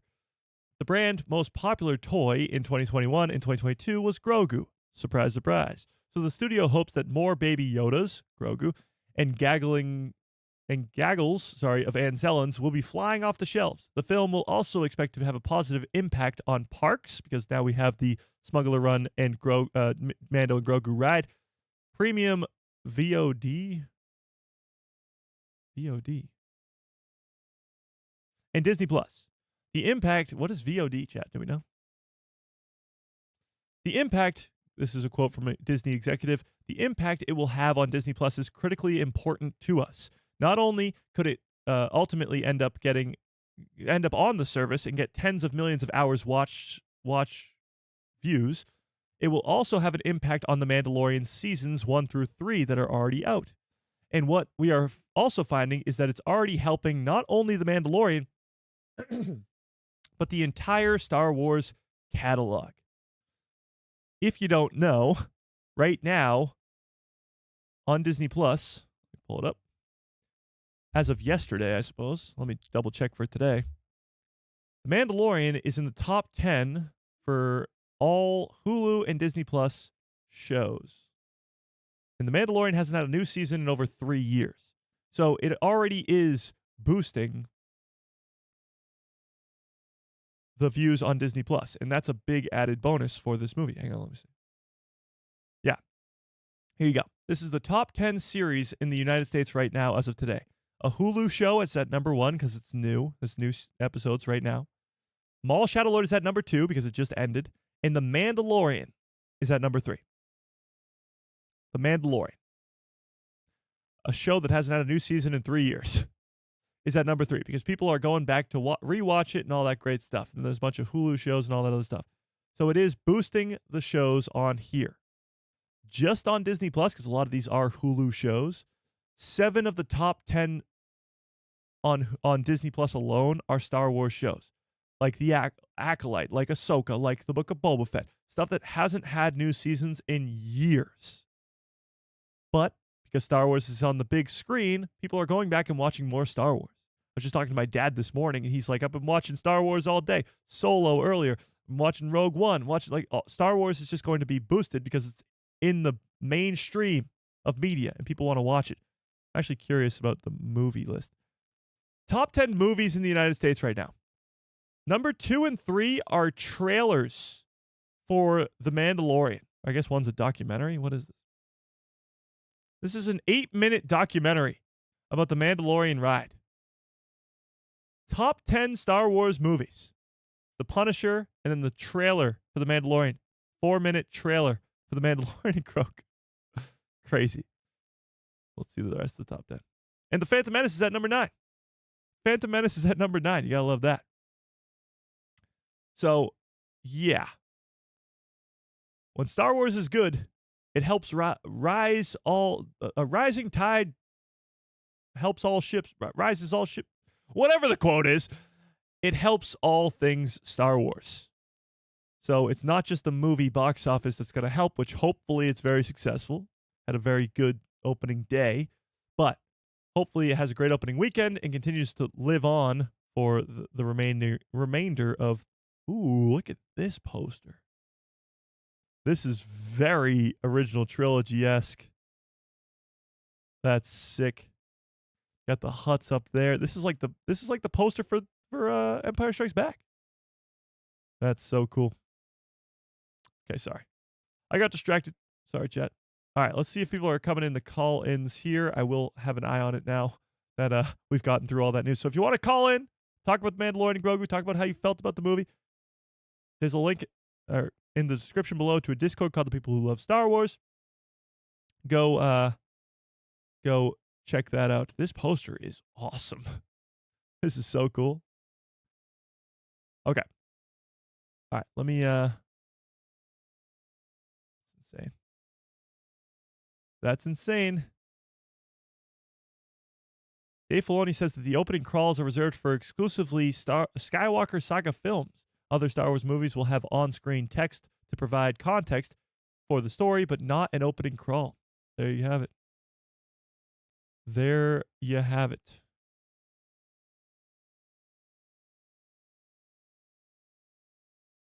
Interesting. Interessante. Okay. There was a trailer I want to go to here really quickly for The Mandalorian and Grogu. Yeah. This was just dropped today. The #1 movie in the world has critics cheering. Let's go. The summer was made for Star Wars, and Star Wars was made for IMAX. Star Wars, The Mandalorian and Grogu, rated PG-13, now playing in theaters. It is indescribable watching Star Wars on the big screen. As somebody who is too young to have seen the originals on the big screen, too young to have even seen the prequels on the big screen, as I was only 3 years old when Revenge of the Sith came out. There is nothing like watching Star Wars on the big screen. And to watch a movie as good as The Mandalorian and Grogu on the big screen with all that action and all the incredible storytelling on an IMAX theater, there's nothing like it. There is nothing like it. Even on the re-releases of the original trilogy movies, it's so much better. Get older, Mike. I'm on it. I'm working on it. Day by day. Day by day.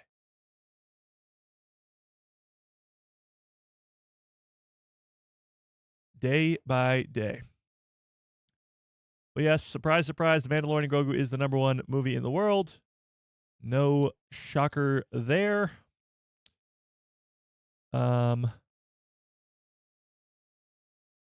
Yes, this was the other thing too. It got an A- from the Cinema Score, and if you're comparing it to other Star Wars movies, it is the exact same score as Solo, Phantom Menace, Attack of the Clones, and Revenge of the Sith. Wow. That's pretty crazy. There is not a Star Wars movie under B-. That's wild. That's pretty wild. Not bad company at all. Says somebody in the comments, and that's for sure. So it says right now, as of right now, The Mandalorian and Grogu is still expected to surpass the global opening weekend of Solo: A Star Wars Story, which made $148 million, and it's supposed to debut with $160 to $170 million. So we're still on a pretty good track right now, as of this moment. Because that was posted this morning. Yeah. Oh, there's also a lot of talks of this because there's possibly a deleted scene from the Mandalorian and Grogu movie. As this snow trooper, like these are stills from the Mandalorian and Grogu. This one was not in the movie. It must be a fully deleted scene because this doesn't even look like an AT-AT. This must have been a completely deleted scene from the entire movie. I don't know. I don't know. Yeah. Mandalorian and Grogu will gain traction as the weekend progresses. Well, with the people who are loving it, it will definitely gain traction. With almost a 90% on Rotten Tomatoes as an audience score, people are going to see that and go, holy crap, maybe this is like, maybe I gotta go see this movie. For people on the edge, you know, people are like, well, maybe I'll go see it, maybe I won't go see it. That'll definitely help because critics are critics. Like everybody says, oh, critics don't know anything, blah, blah. Even if it's good, critics don't know anything. Even if it's bad, critics don't know anything. But when it's the audience, when the audience is saying it's an 89 out of 100, that's when you get people in seats. Yeah. That's when you get the excitement going for Star Wars fans. Indubitably. I saw this too, and this is sort of, again, towards the point of Screen Thrill posted this. Critics hate it, but audiences love it with receipts, it says. So, of course, critics having a 64, audience now up to an 89. Mandalorian and Grogu holds a weak 64 on Rotten Tomatoes, as low as Solo at a 69. Critics praise the action, but the film seems to feel a stretched-out TV episode relying too heavily on nostalgia and fan service, which is really crazy to me when it doesn't. Like, season 2 of The Mandalorian relies a lot on nostalgia and fan service with Luke and Boba Fett and Ahsoka and Bo-Katan. And this movie doesn't have any of that. It doesn't have any lightsabers and doesn't have any quote-unquote fan service. And I don't know why fan service is a bad thing, but either way, it doesn't have any of that stuff.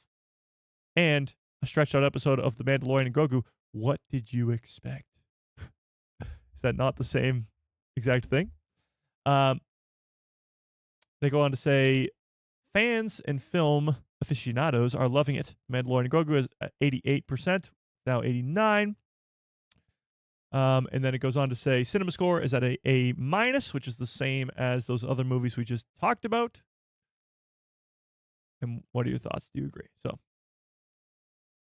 from a fan perspective, it's really great to see that other fans are loving the movie, because I certainly loved it and thought I was crazy. But I guess I'm not that crazy. I am crazy. There's no doubt about that. Oh my God, we've gone for 2 hours already. My God. Oh, and I forgot about the call-ins again. Damn it. We'll do call-ins on Tuesday, I guess, because we're already over 2 hours. That's insane. Never mind. Jeez, I thought, all right, we didn't even get to everything I wanted to get to today. We're going to talk about the Rey movie and Starfighter. All right, we'll talk about that on Tuesday then. You're watching it at 9:45 a.m. Whoa. That's something I've never experienced before. Seeing a movie in the morning? That's crazy.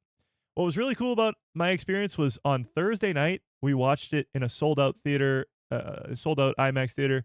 On Friday night, we watched it in a sold-out IMAX theater. But on Thursday night, I got to experience it for my first time. All the laughs, all the jokes, all the whatever, for the first time, along with an audience. Of course, cheers and everything. People were clapping at the end. That's how you know people are liking it. But even watching it Friday night, for me, it was my second viewing. For everybody else there, it was their first. So it was another sold-out crowd. Everybody still laughing at all the jokes and all that stuff. And I got to look around to see everybody jump when Grogu got eaten by the frog. So I got to experience that although it was my second time, it was everybody else's first time. So that was really cool. Seeing it with Star Wars fans in a sold-out theater, seeing it with the people who love Star Wars on Thursday night in a sold-out theater was just, like, you can't beat that experience. You just can't. Yeah. I don't recommend it in 3D. Oh my God, I can't even imagine. I don't like 3D in the first place, but I can't imagine this movie in 3D. I'd be, like, throwing up. I'm not a fan of that motion stuff. Get motion sickness, you know? Was the Commander Ward mention Brendel Hux, Mike? What? Oh, wait, what? There was no mention of Brendel Hux, was there? Did I miss that? People were clapping at my viewing on a Tuesday afternoon. On a Thursday afternoon at 2 p.m. Nice. Gotta love that. Only 15 people in your theater? Well, it was 2 p.m. in the afternoon on a Thursday. Yeah. Yeah. So, might have to go see it a third time.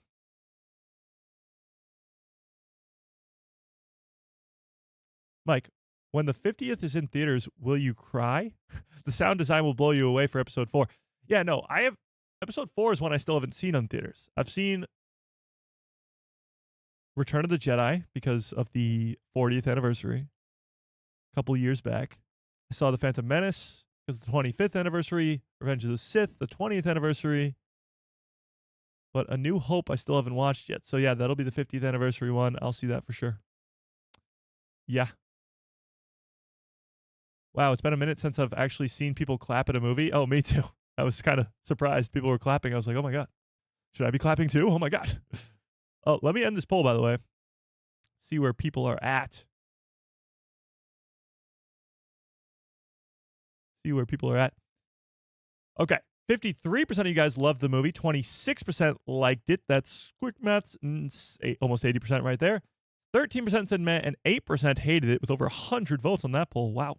That's pretty high praise. I mean, that's almost spot on with the Rotten Tomatoes score right there. So that checks out. That checks out completely. All right, I do have to get on out of here, though. We've gone over 2 hours today, which is insane.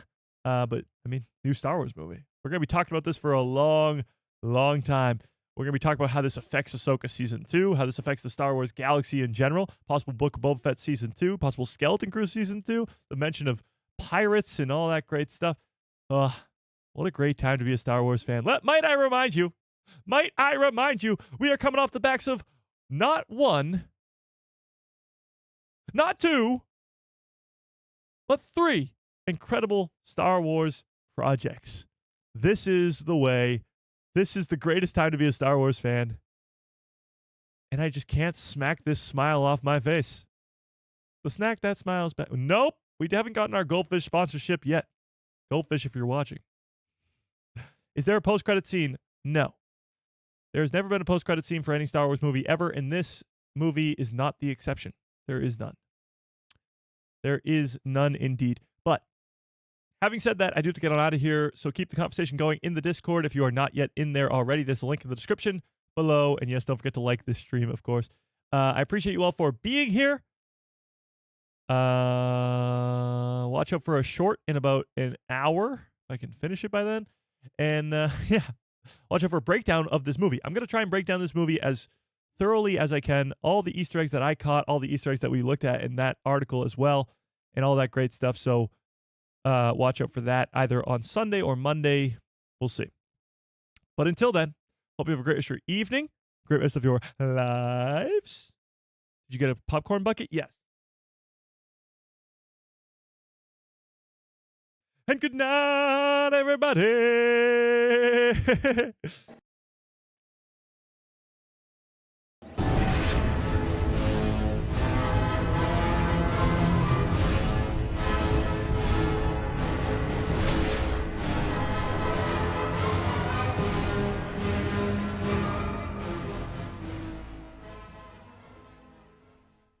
Oh, yeah. What a great stream. What a great show.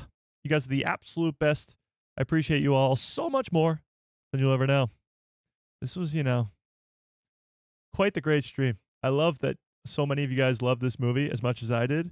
And I will send the link to the Discord on rankings for the Star Wars movie, so you guys can make your own ranking list, and we'll see what you guys, if you guys agree. We'll see where you guys put the Mandalorian and Grogu movie. But until next time, I hope you have a great rest of your evening, great rest of your lives, and good night, everybody.